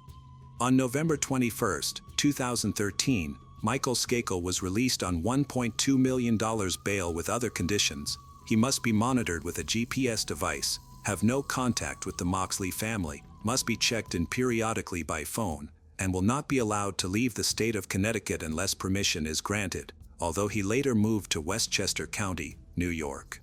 In December 2016, the Connecticut Supreme Court reinstated Michael's murder conviction in a 4-3 majority decision, writing that his conviction was the result of overwhelming evidence presented by prosecutors and that his legal representation was adequate. In January 2018, prosecutors asked the Connecticut Supreme Court to revoke Michael's bail and return him to prison to continue serving his sentence. However, on May 4, the Connecticut Supreme Court vacated Skakel's conviction and ordered a new trial. The court ruled that Sherman had provided ineffective assistance when he failed to contact an alibi witness named by Michael and that Michael had therefore been deprived of a fair trial. State prosecutors in Stamford have the right to seek a new trial for Michael. This ruling surprised many in the legal community and rekindled questions about the true circumstances of the crime. Despite the possibility of a new trial, in October 2020, the chief state attorney informed the Supreme Court that they would not retry Michael Skakel for Martha's murder. This decision came after a thorough review of the evidence. This decision marked the end of a lengthy legal battle that spanned decades and left many unanswered questions about the murder of Martha Moxley. In 2023, Michael Skakel filed lawsuits against the police investigator in Greenwich. The lawsuits alleged malicious prosecution and violations of constitutional rights. According to Michael's attorney, the fact that Michael spent over 11 years in prison for a crime he did not commit meant he could never be compensated for that lost time. Michael's lawsuits claimed that the lead investigator did not perform their duties properly, acted unethically, and intimidated witnesses during interviews, alleged that the investigator threatened witnesses to make them give false statements. These accusations raised significant concerns about the integrity of the investigation and the validity of Michael Skakel's conviction. Furthermore, the lawsuits argued that the investigator sought to profit from Michael's case, indicating that they were working on a book and film about Michael's supposed involvement in Martha's murder while continuing the investigation. Martha's brother, John, was shocked by the news of Michael's freedom and struggles to grasp the reasoning behind the court's decision. He is convinced that Michael Skakel is guilty and insists that just because Michael is free, it doesn't mean he is innocent. Instead, it reflects the judge's decisions and legal technicalities. In John's view, Michael Skakel killed his sister, a belief he holds firmly. Even though Michael is no longer in prison, John believes he will always be mentally imprisoned, tormented by his actions for the rest of his life. The Oxygen created a powerful documentary exploring the details of Martha Moxley's murder. The Moxley family chose to be part of the documentary to honor Martha and promote the truth about her case. Over the years, many theories have emerged regarding Martha Moxley's death. One of the key suspects is Michael Skakel. Several motives have been suggested for his alleged involvement, including jealousy and anger. Martha had a close friendship with Michael's brother, Thomas Skakel, which might have fueled Michael's resentment towards her. It has also been speculated that Michael may have seen a meeting between Martha and Thomas that triggered feelings of insecurity. Another suspect is Thomas Skakel himself. One theory proposes that he may have killed Martha out of jealousy or rage, especially since she reportedly rejected his advances. Additionally, their family tutor, Kenneth Littleton, has been considered a possible suspect. Others believe that her murderer was simply someone who happened to be passing by. Proponents of these theories argue that Michael Skakel was an easy target and that the true murderer has not yet been caught. Shannon Graves was born on November 4, 1988, in Ohio, USA. She was raised by her mother, a single mother. Everything changed when her mother met Ronnie DePaul, who became a father figure in her life. Ronnie treats her like his own daughter, and she quickly takes a liking to him. She was known for her kind heart and loving nature. In 2016, Shannon proudly earned her cosmetology license, marking a new beginning after a challenging childhood. Her friends affectionately called her Star, recognizing her free spirit, honesty, and selflessness. However, Shannon's compassionate nature sometimes led her to make poor choices in relationships. Following her mother's death, she struggled with substance abuse. Her close friends observed that she often fell for the wrong men, whether due to bad luck or her attraction to rebellious personalities. Despite these challenges, Shannon was determined to take control of her life. Her professional achievements filled her with hope for a brighter future. Unfortunately, Shannon's intuition was wrong when she became involved with Arturo Novoa. He is of Puerto Rican descent, charming and passionate about music, but he is also very secretive about his life. This secrecy likely stemmed from his lengthy criminal history, which began in 2004 with arrests for assault and property damage. A few months later, he faced charges of escaping from prison and obstructing public service. In 2006, he was charged with felony fleeing after a police chase, followed by aggravated arson charges. After serving his prison term, he was arrested again for trespassing in 2008 after being evicted from his residence. In 2010, he faced additional charges related to weapons and unlawful entry. Court records indicate that he was a man addicted to criminal activity and made a living by illegal means. When Shannon and Arturo began dating in the summer of 2016, everything seemed to be going well. She introduced him to her family and started spending more time at his home. That same year, she got a puppy, which brought her joy and companionship. During the holiday season, she celebrated with her family, enjoying food, laughter, and gift exchanges. This gathering would unknowingly be the last time the family would be together. 2 months later, while with Arturo, Shannon briefly encountered her sister, Debbie DePaul. They discussed Debbie's upcoming birthday in March, for which Shannon was already making plans. However, when the day came, she did not attend, an unusual absence. Initially, her family thought she was just busy and would arrive later, but she never came. Alarmingly, she did not call or send a message, not even to wish Debbie a happy birthday. When she also missed the Easter gathering the following month, concern grew. As time passed, her family's anxiety increased. After calling and texting several times without receiving a response, Ronnie attempted to contact Arturo. He claimed that he and Shannon had broken up and that she had moved to Cleveland with someone else. However, when Ronnie and Debbie tried to contact her directly, they were unsuccessful. Determined to find her, they went to her apartment, but found no clues. Her car and phone were there, but her beloved dog was missing. Around this time, Arturo was arrested on charges related to banned substances.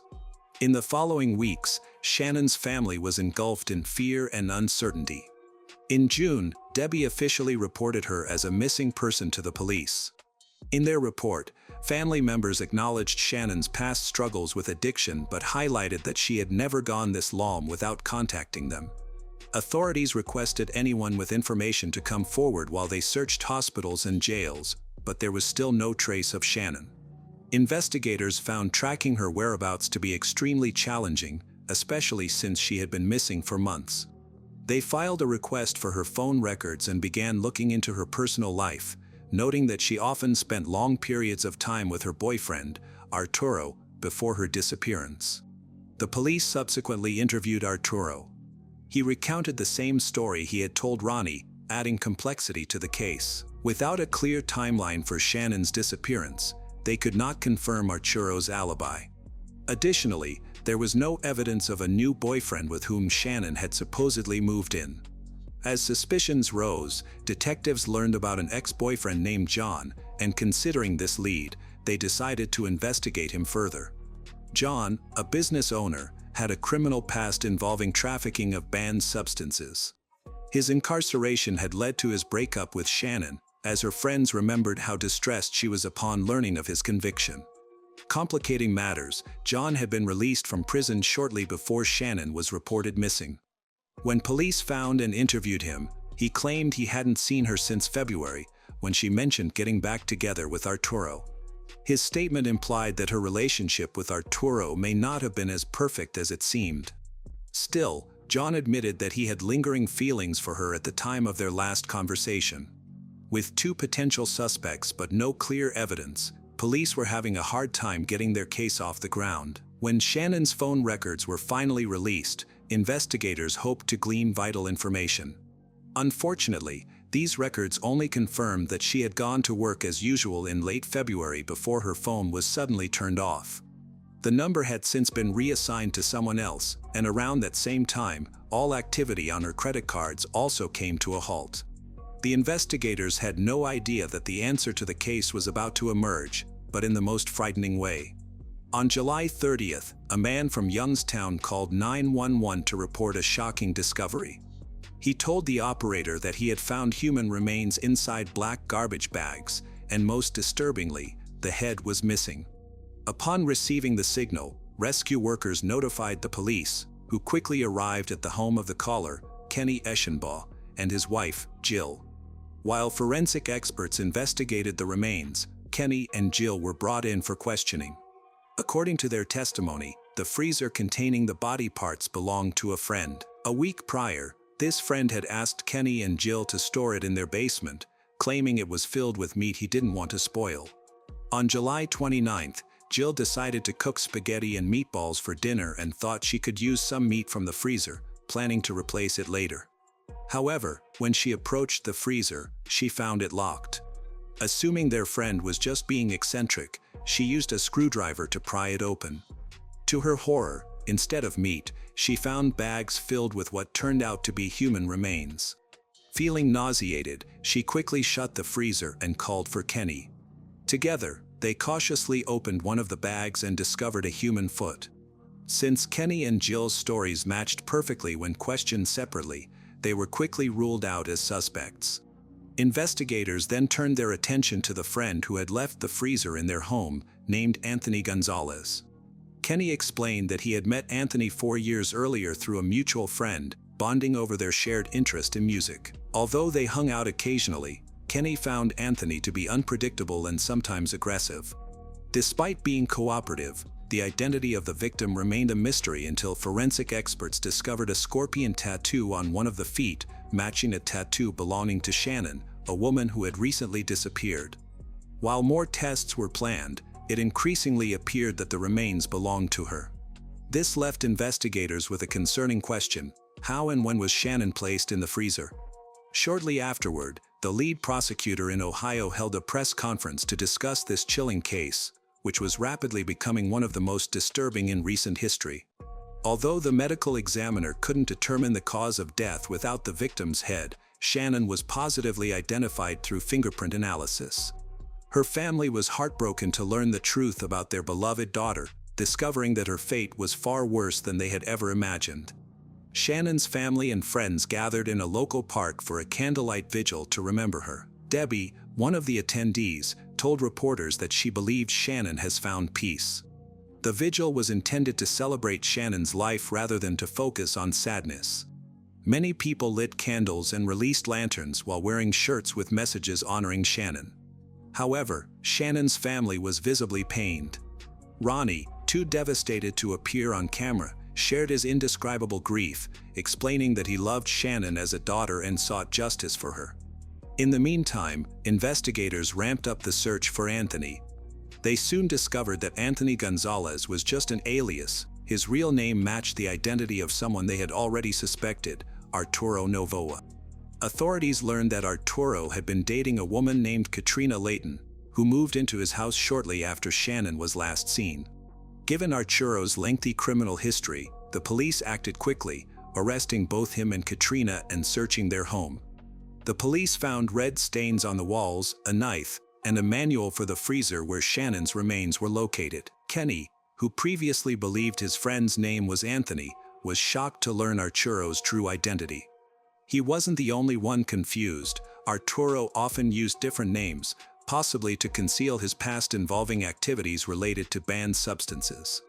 During questioning, Arturo remained composed, repeatedly denying any connection to Shannon's death and claiming ignorance about her whereabouts. He also distanced himself from the freezer.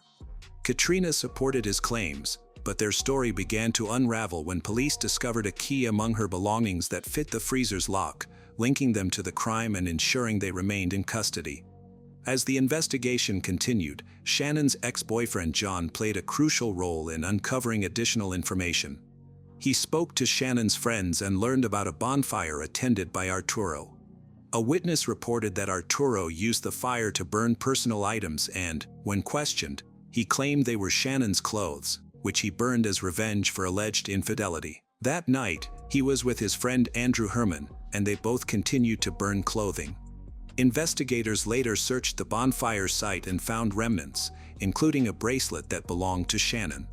As the investigation progressed, authorities contacted a woman named Jamie, who knew Andrew and his wife, Michelle Eilenfeld. Jamie reveals that Arturo and Katrina were behind Shannon's murder, while Andrew helped handling the body of her body. Jamie stated that Katrina had harbored jealousy towards Shannon for a long time, and that Shannon felt the same way about her.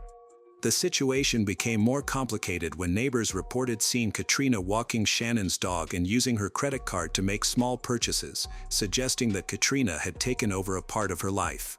Amid these incidents, Ronnie passed away unexpectedly without witnessing justice. Debbie, overwhelmed with sorrow, sought therapy while caring for her younger brother and Shannon's cherished dog. Meanwhile, Andrew and Michelle were placed in pretrial detention. Authorities gathered a wealth of evidence that Michelle had threatened witnesses, interfered with the investigation, and covered up the crime. As the case went to the jury, the truth of what happened became clearer. On February 24, 2017, Arturo killed Shannon, likely with Katrina present. He later called Andrew to assist him in handling the body. They disposed of her head, stored other body parts in their freezer, and discarded some remains in an undisclosed location that authorities have yet to find. The prosecutor stated that Arturo was merely a small-time dealer of banned substances, acting out of jealousy over Shannon's finances. Katrina, on the other hand, wanted Shannon to keep her distance so she could pursue a relationship with Arturo. Facing the death penalty, the 4 defendants ultimately accepted plea deals. Arturo Novoa received a life sentence for murdering Shannon. Katrina Layton was sentenced to 18 years, Andrew Herman to 12 years, and Michelle Eilenfeld to 2 years. Arturo attempted to appeal his sentence, but it was upheld. To keep the memory of Shannon alive, Debbie created a social media page dedicated to her younger sister, where she frequently shares pictures of her pet dog. She frequently visits Shannon's grave, where she has established a special ritual.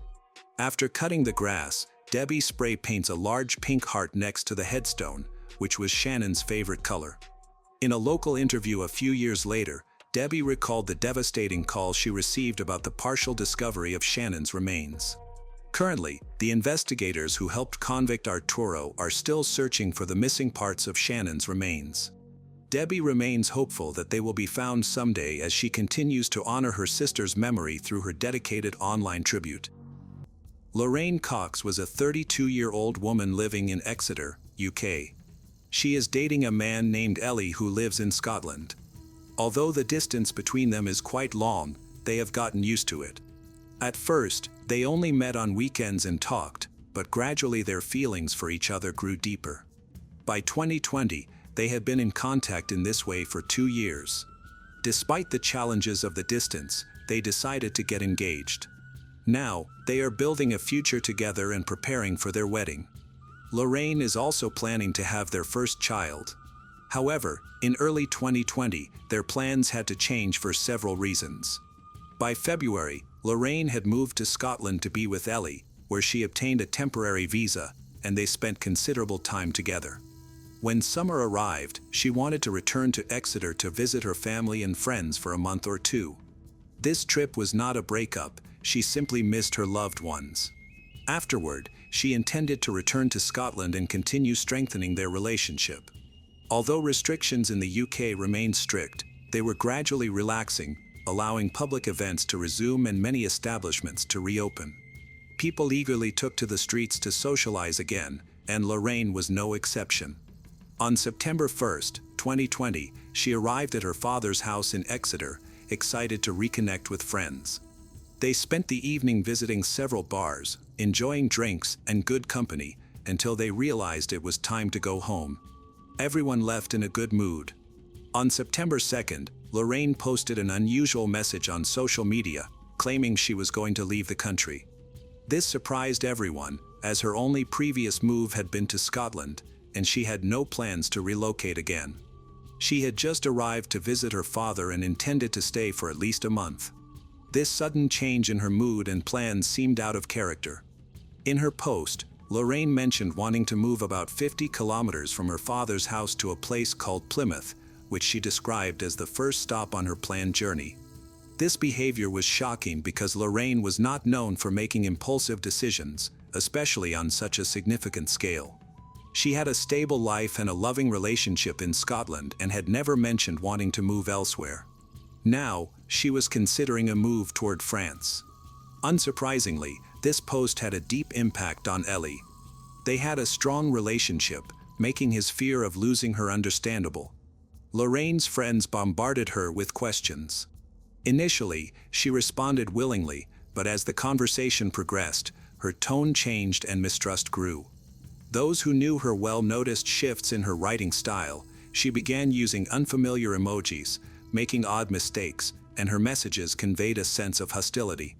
This worried her loved ones, as she had always maintained positive relationships with them, and there was no reason for her to display such aggression or undergo drastic life changes. Her father, Tony, who was hosting her during this time, even showed a family friend her old messages alongside the new ones. He pointed out clear inconsistencies in her writing style. Even those who didn't know her well noticed something was off. Throughout this time, Lorraine's boyfriend, who was named Ellie, was especially concerned and tried to understand her behavior. Initially, she responded to him with short, cold replies, but eventually, her answers became even more abrupt. The conversation ended when Lorraine sent him an emoji of a middle finger. This intensified the suspicion that someone else was using her account. Ellie had known Lorraine for 2 years, so the idea that the trip was related to a breakup or conflict seemed unlikely. They valued each other, which made her odd responses even more perplexing. Unfortunately, because of the distance, her boyfriend felt helpless and unable to intervene. A situation arose concerning Tony, Lorraine's father. Determined to discover the truth, he faced a challenge because he was away at the time and couldn't check his daughter's room for clues. Instead, he began speaking to Lorraine's friends, particularly those who had been with her the day before her sudden move to Plymouth. He was scheduled to return home the next day. Upon arriving home, Tony's first action was to go to Lorraine's room, where his suspicions grew stronger. He had already spoken with her close friends, and they all confirmed that no one had seen Lorraine since their breakup at the bar when everyone had left for the night. Inside Lorraine's room, it appeared as though she had never returned after her outing with friends. Her belongings from Scotland remained untouched, and nothing was missing from her room. It looked as if she had left for an extended trip without taking any of her things, which seemed impossible. The most alarming discovery was the bag she had left behind. Lorraine had diabetes and always carried a first aid kit to monitor her blood sugar levels. Her health depended on these supplies, and she never went anywhere, even for a quick trip to the store, without them. For outings like the one to the bar, she typically used a smaller bag. The fact that her larger kit was still in her room raised serious concerns about her recent plans. Tony realized that his daughter had not returned from the party, leading him to fear that something might have happened to her health. The messages she had exchanged with friends and relatives also seemed troubling. Worried, Tony sent another message to Lorraine on social media, expressing concern for her health and asking if she was okay. He warned her that if she did not respond, he would have to contact the police. The message was seen, but he received no reply. After that, Tony's and Lorraine's friends could no longer tolerate the uncertainty and began their search. They started by looking for clues in the bar where they had spent the evening on September 2nd. They interviewed witnesses, distributed flyers, and retraced the presumed route Lorraine would have taken home. It was clear that something alarming must have happened during her journey since she never came home again. Law enforcement and journalists quickly became involved. They were skeptical of the theory that Lorraine might have suffered a health crisis. Detectives believed that if that were the case, she would not have been able to send messages to her friends. Furthermore, several days had passed since her disappearance, and she would likely have been found in a hospital, but tests of recent admissions yielded no results. It appeared far more likely that Lorraine had encountered danger from someone. Journalists rushed to report on the situation, highlighting concerns over Lorraine's disappearance. They recalled that in May 2018, 2 years before Lorraine vanished, an attacker named Robert Proud had attacked a woman who strikingly resembled her. He had abused her but did not kill her, and then evaded capture for a long time. Given his criminal history, it raised fears that there could be more victims. Although he had completed his prison sentence, investigators began considering Lorraine as a potential victim. At the time of her disappearance, Robert was living near the path Lorraine would have taken home. This connection led to his arrest, and police sought to extract a confession from him. They believed he had kidnapped, abused, and possibly killed her, and that he might have disposed of her body. It was suspected that he took her phone and pretended to communicate with her friends and family to buy himself time and create confusion. There was another theory regarding Lorraine's disappearance. Some believed that Robert might have attacked her, but instead of dying, she was hiding to avoid becoming his victim again. The detectives prioritized finding Lorraine because she was clearly in danger, Robert might have been holding her hostage. The situation could have escalated, posing a significant threat. To test this theory, they began reviewing surveillance footage from cameras along Lorraine's potential route that night. Even after narrowing down the time frame, they had about 11,000 hours of footage from over 400 cameras across 120 different locations. Analyzing this footage was time-consuming, but it proved worthwhile, yielding the first clues needed to catch the criminal. Eventually, they spotted a girl who matched Lorraine's description in the recordings. After leaving her friends at the bar, she headed toward her father's house without making any turns. She almost made it home, but a few blocks away, something caught her attention: a kebab shop on the ground floor of an apartment building, which was open at night. Lorraine went inside, likely to grab a snack, and then left to eat on a bench before continuing her way home.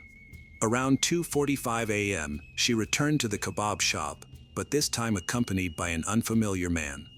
This raised alarms because he didn't appear to be just a random passerby.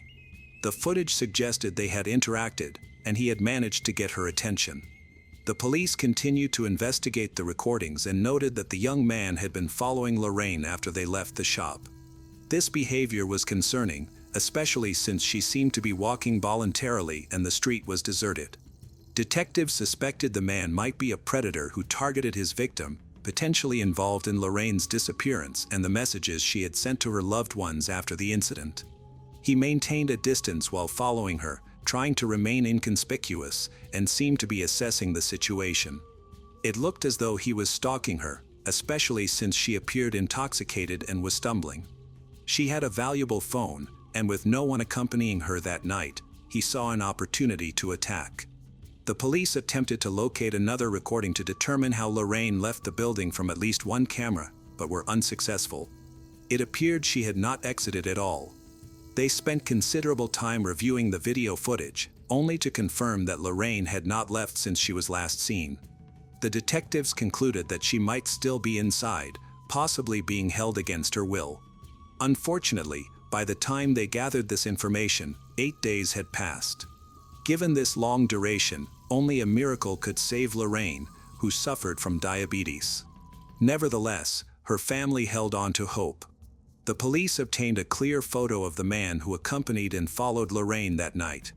They printed it out and began distributing it through the media to attract witnesses. Initially, they visited the kebab shop and spoke with the owner. He informed them that he lived above the shop but had rented the apartment below to a young man about a month ago. This young man had moved in unofficially and was very withdrawn, to the extent that the owner didn't know much about him. The owner even expressed doubts about the young man's name.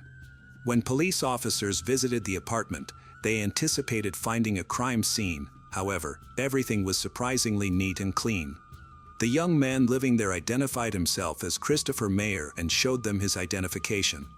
There was no sign of Lorraine in the apartment, and he allowed the detectives inside without any resistance.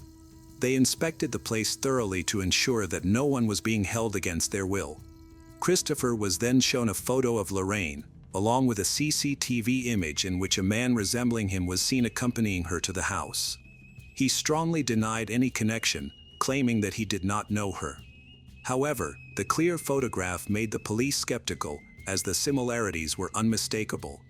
A brief verbal confrontation ensued, with Christopher maintaining his stance. During this exchange, he insisted that he would never bring a strange woman to his apartment.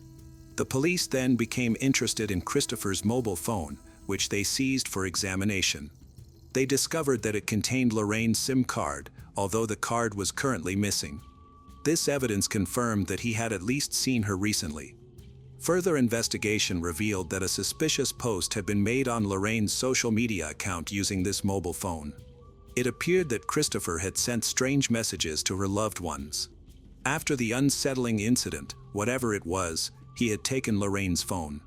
Rather than using it for communication, he inserted a SIM card into his own phone to access her contact list and social media account. This raised further suspicions about Christopher. He was the last person confirmed to have seen Lorraine alive, and his attempts to manipulate her account seemed suspicious. It became clear that he was trying to cover his tracks, raising questions about his motives that the authorities still needed to uncover. Christopher was arrested and charged with the kidnapping of Lorraine Cox. That same day, forensic experts arrived at his apartment to investigate. They used a substance called luminol to carefully examine the area. While they found several suspicious traces of evidence, the most alarming findings were in a nearby alley. During their search of the apartment, they discovered blood and numerous signs that supported the theory that Lorraine was dead, particularly around a garbage can. The forensic team speculated that Christopher might have disposed of evidence by throwing away the body. They searched the alley and found a large plastic bag inside one of the trash containers that contained human remains. However, it was not a complete body. Some parts, including the torso and head, were missing, making identification difficult. Consequently, the case shifted from a missing persons investigation to a murder investigation, and the work continued. Detectives learned that on the night of Lorraine's disappearance, in addition to Christopher, 5 other young men were present. However, none appeared on the CCTV footage with Lorraine.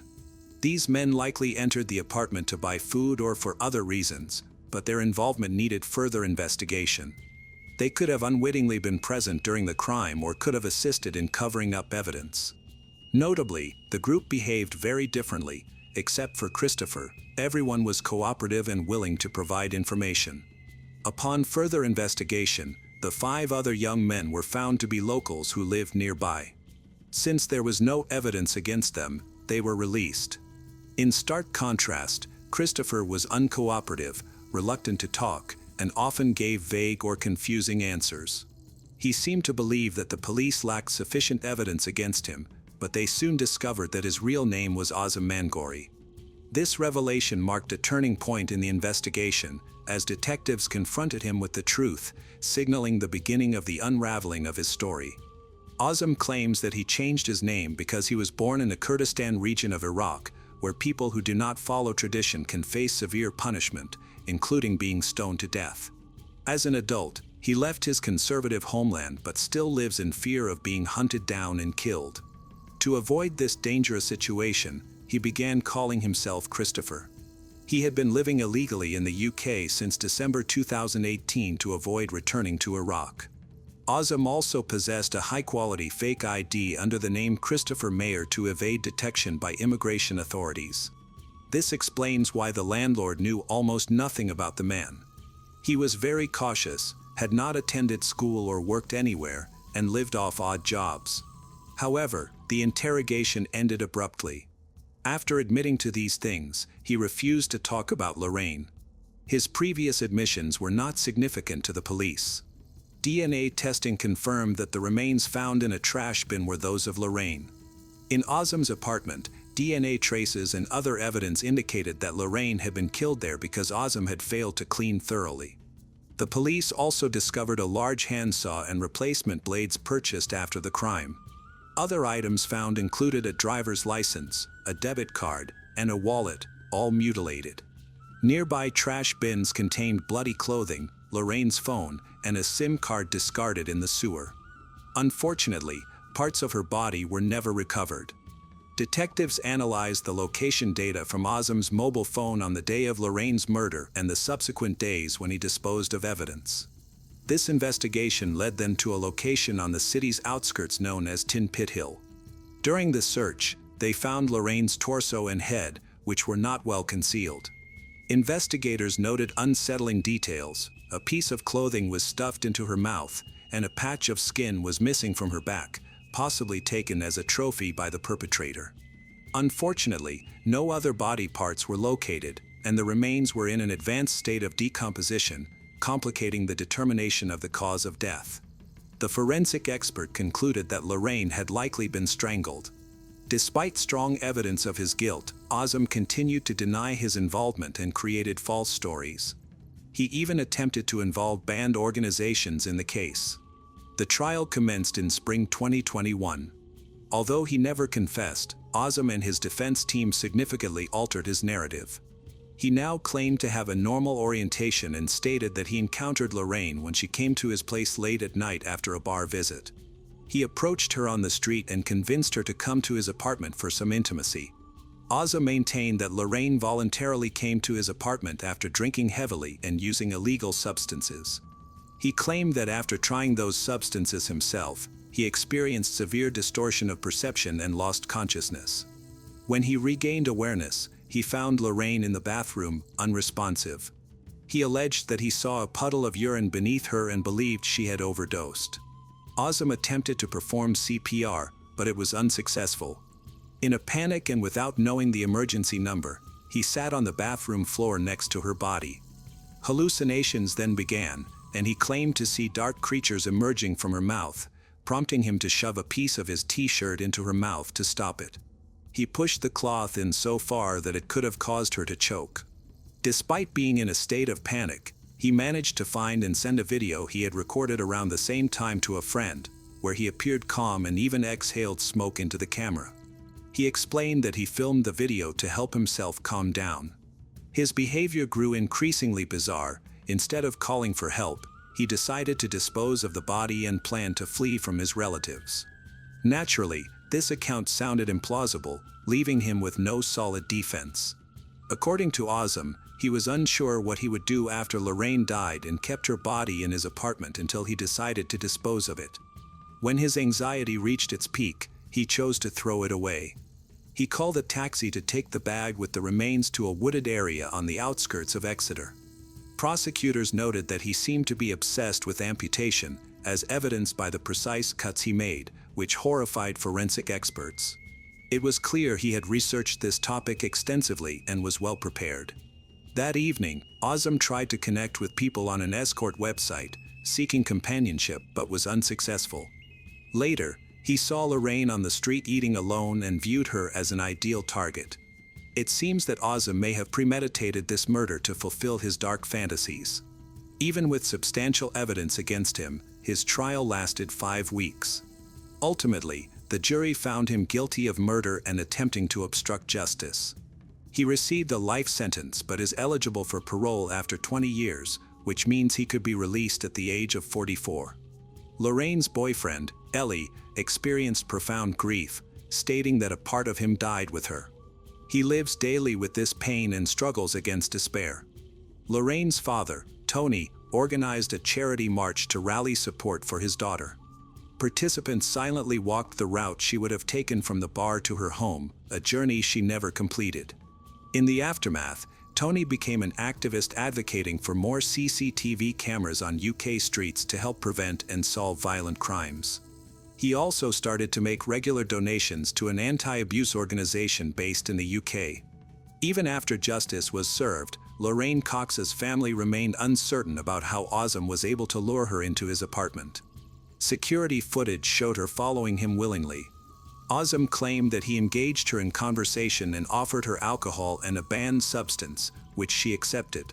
However, toxicology reports found no traces of banned substances in her system, and a forensic expert stated that she did not die from diabetes, suggesting that Ozza's account might be false. Sadly, the truth about what happened in his apartment may never be revealed, as only Ozza and Lorraine know what truly occurred. Some believe Ozza exploited Lorraine's kindness by asking for help, and that she may have felt unable to refuse, ultimately leading her into a dangerous situation. On the evening of May 28, 2023, 29-year-old Giulia Tramontano vanished without a trace. 7 months pregnant, she stopped responding to calls and messages from loved ones.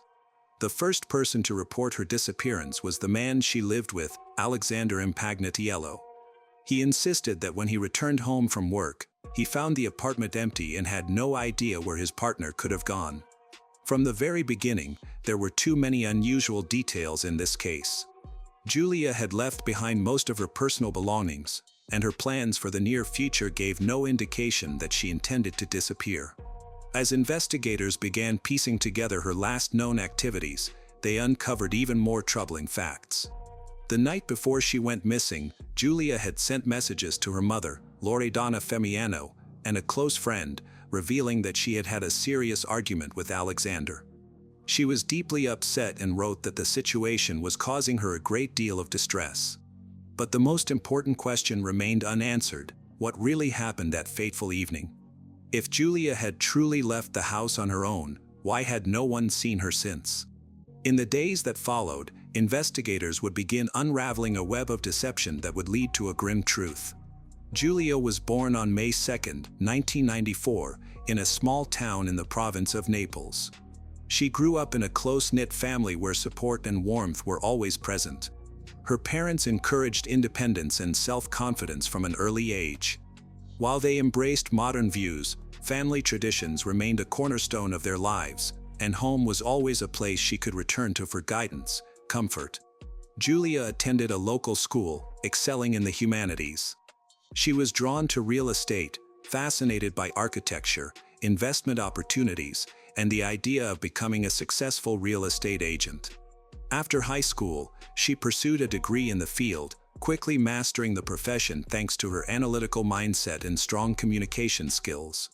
By the age of 25, she had built a solid reputation in the industry, but for Julia, this wasn't enough. She dreamed of life in a big city filled with opportunities. By the time she turned 26, her career in her hometown had reached a plateau. Working at a real estate agency, she realized the local market had its limitations. Inspired by her friends' stories, she decided to move to Senego, a suburb of Milan, where she believed would offer her a new chapter filled with potential. By the end of 2018, her decision was final. Senego symbolized independence, new connections, and the career growth she longed for. The transition happened quickly. Packing her belongings and saying goodbye to her loved ones, she set off for the city that she hoped would become her new home. After moving to Senego, Julia immediately immersed herself in work. The city's real estate market was fast-paced, competitive, required confidence and persistence. She adapted quickly, building connections, attending networking events, and closing deals. Her new life was exciting, but amid her busy schedule, she found herself longing for something more, personal happiness. It was during this time that she met Alexander. Their paths crossed at a Milan bar where her colleagues had invited her to celebrate a successful deal. Alexander worked as a bartender at a high-end lounge inside a five-star hotel. A year older than Julia, he was charming, outgoing, and had a natural ability to connect with people. His confidence and charisma drew her in. With him, she felt like she could relax, momentarily escape the pressures of work, and simply enjoy the present. The first few weeks of their relationship felt effortless. They spent evenings dining at restaurants, strolling through the city at night, and talking about the future. Alexander shared that he had a son from a previous relationship but assured her that his past was behind him and that he was now looking for stability. Julia sincerely hoped that her move to Senego would bring not only career growth but also personal fulfillment. She was convinced that Alexander was the person she was meant to build a future with. Julia believed she had finally met someone with whom she could build a lasting relationship. Their romance moved quickly, and within a few months, they decided to move in together. She had no idea what secrets he was hiding or how much her decision would change the course of her life. Tensions in Julia's relationship with Alexander were growing. She felt that something was wrong, but she couldn't pinpoint the issue. As time went on, the discomfort increased, while Alexander continued to act as if everything was normal. By the end of 2022, Julia noticed changes in her body, constant fatigue, strange cravings, and a missed period led her to suspect that something was different. Not wanting to wait any longer, she bought a pregnancy test. She then realized she was pregnant. This news brought mixed feelings. She had always wanted a family, but the past few months with Alexander had been challenging. Nonetheless, she knew she needed to tell him in person. Nervously, Julia chose the right moment to share the news. She had thought about various possible reactions: surprise, joy, maybe even fear, but Alexander's expression was unreadable. After a few seconds of silence, he finally asked one question: "Are you sure?" Julia felt a chilling distance in his demeanor. He showed no curiosity and asked no questions about how far along she was or how she was feeling. His indifference was impossible to ignore. In the days that followed, he never brought up the topic again. No discussions about the future, no interest in upcoming doctor's visits. Julia felt abandoned but held on to hope that in time he would come to terms with the situation. The new year began, but Alexander's attitude remained unchanged. More and more, Julia found herself spending evenings alone, contemplating her future. She kept working, trying to focus on other things, but an uneasy feeling grew inside her. Meanwhile, Alexander's double life took an unexpected turn. In early 2023, he learned that his other partner, Allegra Syria, was also expecting. The news caught him completely off guard. Just like Julia, Allegra had no idea that another woman was in her life. She truly believed she and Alexander were in a committed relationship. Unlike Julia, however, Allegra was unsure whether she wanted to continue the pregnancy. Alexander convinced Allegra that having a child wasn't the right decision at that moment. He assured her that he would support whatever choice she made, but strongly implied that ending the pregnancy would be for the best. Allegra hesitated for a long time but eventually agreed. Alexander accompanied her to the medical procedure, ensuring that this chapter was closed.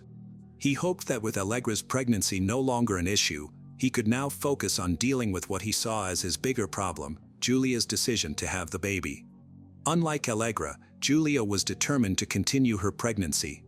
Despite his emotional distance, Alexander repeatedly tried to persuade her to reconsider, but Julia refused to change her mind.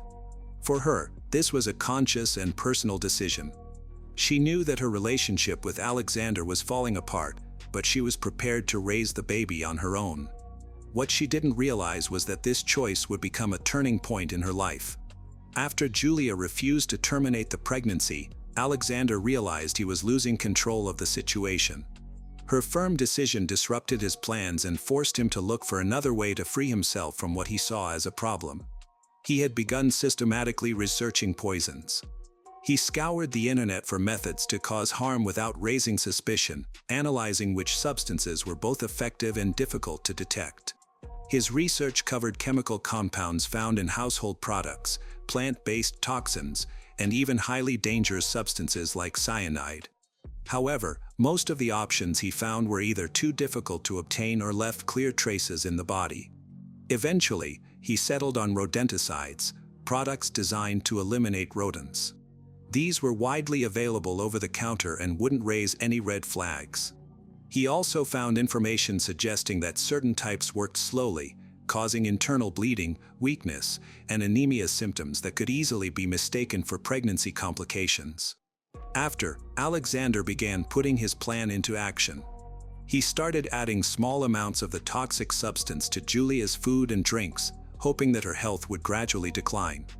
Within weeks, she began experiencing unusual symptoms: constant exhaustion, dizziness, nausea, and sharp abdominal pain. Julia confided in her friends about how unwell she felt but assumed it was just part of the pregnancy. She had no idea that something much more sinister was happening. Alexander closely monitored her condition, expecting the effects to intensify, but the poison wasn't working as quickly as he had hoped. Frustrated, he continued to try increasing its dosage, but the results were still disappointing. Julia still felt sick, but her body was fighting back, and the pregnancy was progressing. This infuriated Alexander. His original plan had failed, and now he was forced to consider another way out. Alexander was accustomed to being in control of situations. He skillfully crafted his lies, knowing exactly what to say to persuade each woman to accept his version of reality. Julia thought he was merely going through a tough time and believed he would eventually come to terms with the pregnancy. Allegra, meanwhile, was convinced that his past relationship had ended long ago. But one misstep shattered his carefully maintained facade. The first sign of trouble for Allegra was how uncomfortable Alexander became whenever his past was mentioned. He avoided talking about his life before they met, never shared his social media accounts, and didn't mention his ex. Initially, this didn't seem suspicious, but over time, the inconsistencies began to accumulate. The turning point occurred when she accidentally discovered recent photos on his phone, images of him with Julia. Their expressions and body language indicated that their relationship was still very much alive. Allegra didn't want to leap to conclusions, so she started observing him more closely and taking mental notes. He frequently left in the evenings, saying he was working late, but his co-workers at the hotel disclosed that he had actually clocked out early. At times, he wouldn't answer his phone, only to later offer excuses that didn't quite make sense. When Allegra confronted Alexander about the photos, he responded immediately. He accused Julia of being unable to accept their breakup and spreading the pictures to make him feel guilty. Allegra wanted to trust his explanation, but it felt off to her. As she asked more questions, Alexander's answers became less convincing. Realizing he was losing control, he quickly changed his story. He claimed that Julia not only refused to move on but had also faked her pregnancy to try to keep him. In a last-ditch effort to support his lie, Alexander even created a fake DNA test. He modified a file he found online and presented it as evidence that he was not the child's father. Although Allegra initially believed him, her doubts persisted. She couldn't shake the feeling that there was more to the story than she knew. A few days later, Allegra decided to investigate for herself. While Alexander was sleeping, she took his phone, found Julia's number, and sent her a message. Julia replied almost immediately, and her tone wasn't one of revenge, rather, she was also seeking answers. The next day, Allegra proposed they meet in person. Both women realized that this conversation had the potential to change everything. On May 27, 2023, they agreed to meet at Armani Hotel where Allegra worked, feeling a mix of tension and determination. Allegra was still unaware of the full extent of Alexander's betrayal, while Julia was shocked to learn that the man she had envisioned a future with was living a double life. Their meeting began cautiously. Allegra spoke first, revealing what she had uncovered. She explained how Alexander had convinced her that his past relationship was completely over, and she mentioned the supposed DNA test that indicated the baby wasn't his. Julia listened intently. Once Allegra finished, Julia calmly clarified that the test was fake.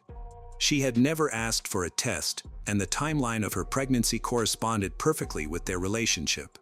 More importantly, she disclosed that she and Alexander were still living together, and he had never given her any indication that their relationship was ending.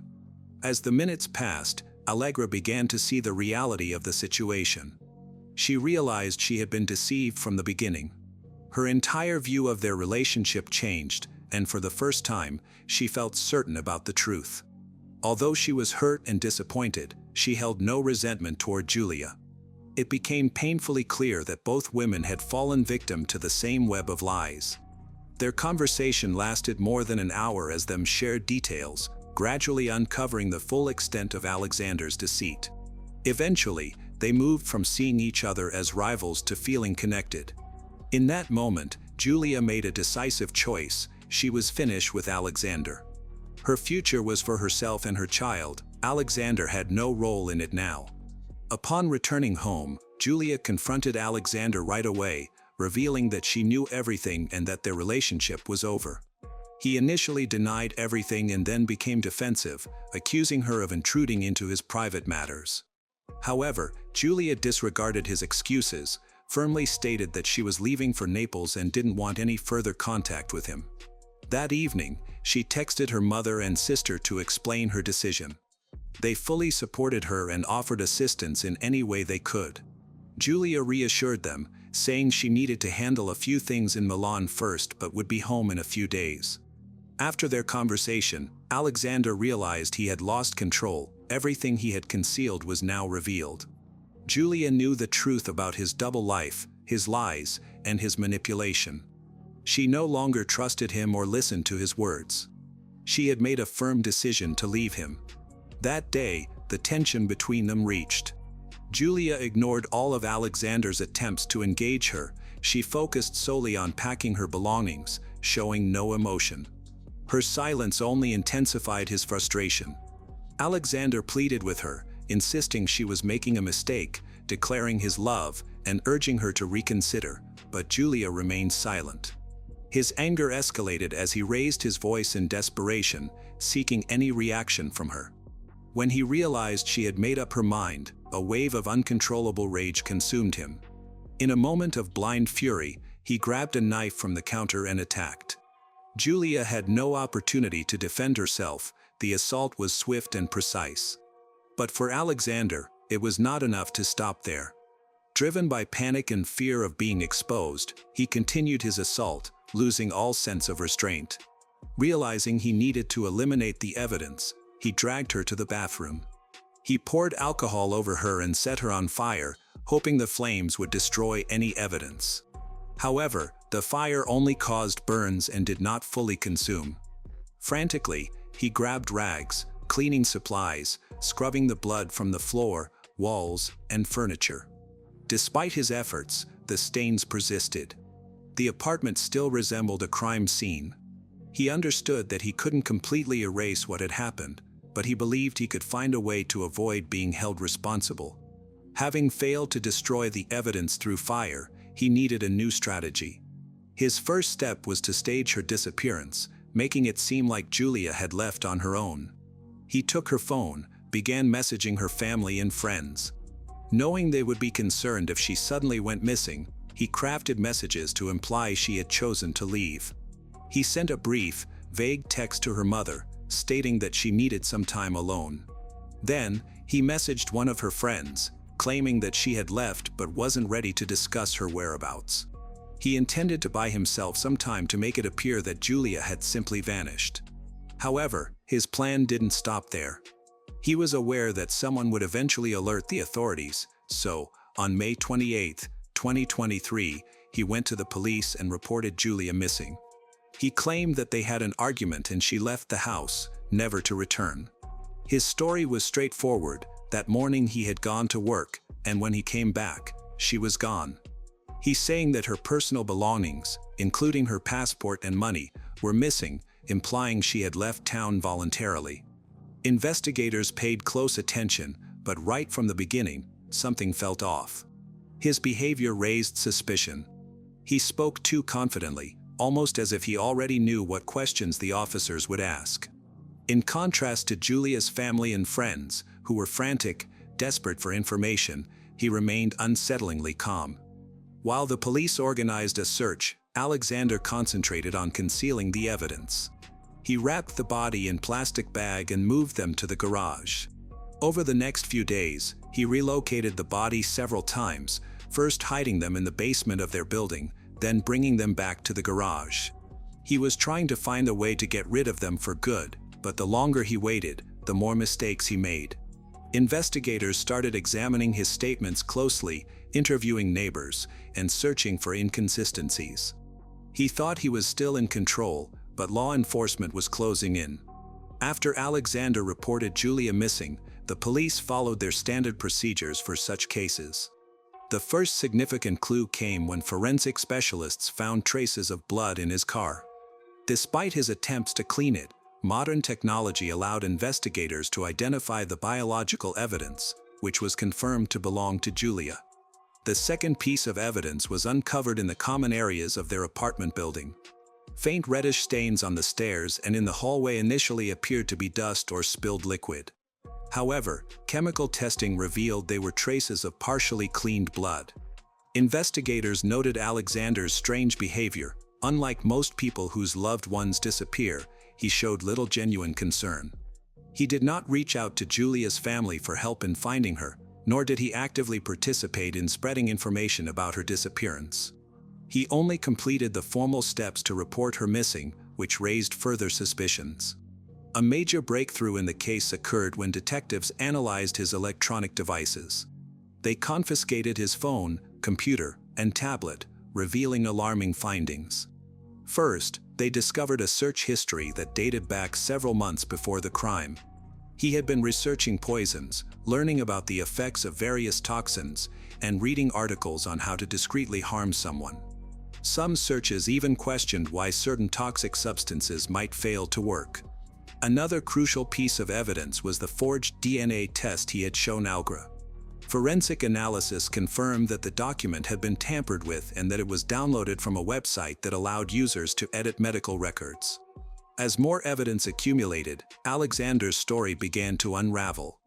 Investigators increased their pressure, systematically highlighting inconsistencies in his account. Initially, he maintained his innocence, claiming he knew nothing about it. However, with each interrogation, the police presented undeniable facts. They showed him photographs of blood stains, confronted him with his search history. They brought in witnesses who reported hearing loud noises and shouting from Alexander's apartment. A significant breakthrough in the investigation happened when authorities examined Alexander's actions after Julia went missing. Surveillance cameras showed him making several trips to the garage, where he carried plastic bags inside and later came out empty-handed. Eventually, he confessed and revealed where he had hidden her body. On June 1, 2023, police found Julia's remains in a dense area near Sago. Forensic examination indicated that someone had tried to burn the body, but the attempt was not completed. Despite his efforts to conceal the truth, experts were able to determine how she died and gather conclusive evidence linking him to the crime. The tragic death of Giulia Tramontano shocked people all over Italy, a country where gender-based violence is a serious issue. After Alexander was arrested, protests began nationwide. Women filled the streets, carrying signs and demanding stricter punishments for domestic violence. Memorial marches took place in cities like Milan, Naples, and Rome, calling for systemic changes to better protect vulnerable individuals. At one rally, Giulia's sister, Chiara Tramontano, urged lawmakers to take action against the increasing number of cases where offenders face no significant consequences until it is too late. Forensic experts and investigators focused on understanding the psychological profile of Alexander. A psychological evaluation revealed troubling behavioral traits. Court-appointed psychiatrists determined that he exhibited strong narcissistic tendencies, showing no remorse for his actions. His behavior during interrogations and court appearances demonstrated a profound self-centeredness, an utter lack of empathy. He viewed others only in terms of how they could serve his interests, ignoring their feelings. His actions were motivated solely by a need to protect his reputation and keep control over those around him. Any perceived loss of power triggered a quick and dangerous reaction.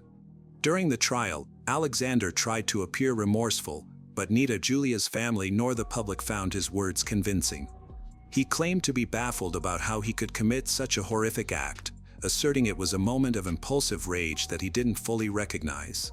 However, prosecutors presented compelling evidence: his online searches for poisons, the attempted poisoning, the falsified DNA test, and the false report he filed with the police. Each piece of evidence demonstrated that the crime was premeditated. After Alexander's arrest, Algra decided to help the authorities. She provided them with her messages with him, revealing that he had lied to both her and Giulia. During the trial, Algra also testified about the fake DNA test and his many attempts to manipulate her. As a witness, she was called by prosecutors to confirm important details, including how Alexander concealed his double life, lied about Giulia's pregnancy, and made excuses when the truth began to emerge. She realized that if she hadn't stumbled upon those photos on his phone, the truth could have remained hidden for much longer. During her testimony, she expressed the guilt she felt toward Giulia, even though she too had been a victim of his lies. After the trial, Algra chose not to speak to journalists, stayed out of the public eye, and tried to create some distance from the tragedy. Reports suggest that she later left Milan for another city, hoping to rebuild her life. The court found Alexander Impagnadio guilty of first-degree murder, highlighting aggravating factors such as the cruelty of the crime, the ongoing emotional abuse inflicted on the victim, and his intentional efforts to destroy evidence. He was sentenced to life in prison. In the judge's closing remarks, it was stated that such crimes cannot be justified as mere lapses in control or temporary emotional turmoil. Alexander's actions over several months showed a clear and deliberate intention to eliminate Giulia. Giulia's case serves as a tragic reminder of the risks posed by individuals who view their partners as possessions. It raised awareness and contributed to a larger movement aimed at protecting those who are still in danger. Giulia Tramontano's radiant spirit, marked by her ambition, warmth, and unwavering resolve, continues to resonate far beyond the tragedy that claimed her life. Her courage in the face of betrayal and her dreams for her unborn child remain a powerful testament to the strength of the human heart. Through the tireless advocacy of her mother, Loredana Femiano, and sister, Chiara Tramontano, Giulia's legacy fuels a growing movement to combat gender-based violence, inspiring communities to stand united for justice and protection. In every heart she touched, Giulia's light shines on, a beacon of hope and a call to build a world where no one suffers in silence.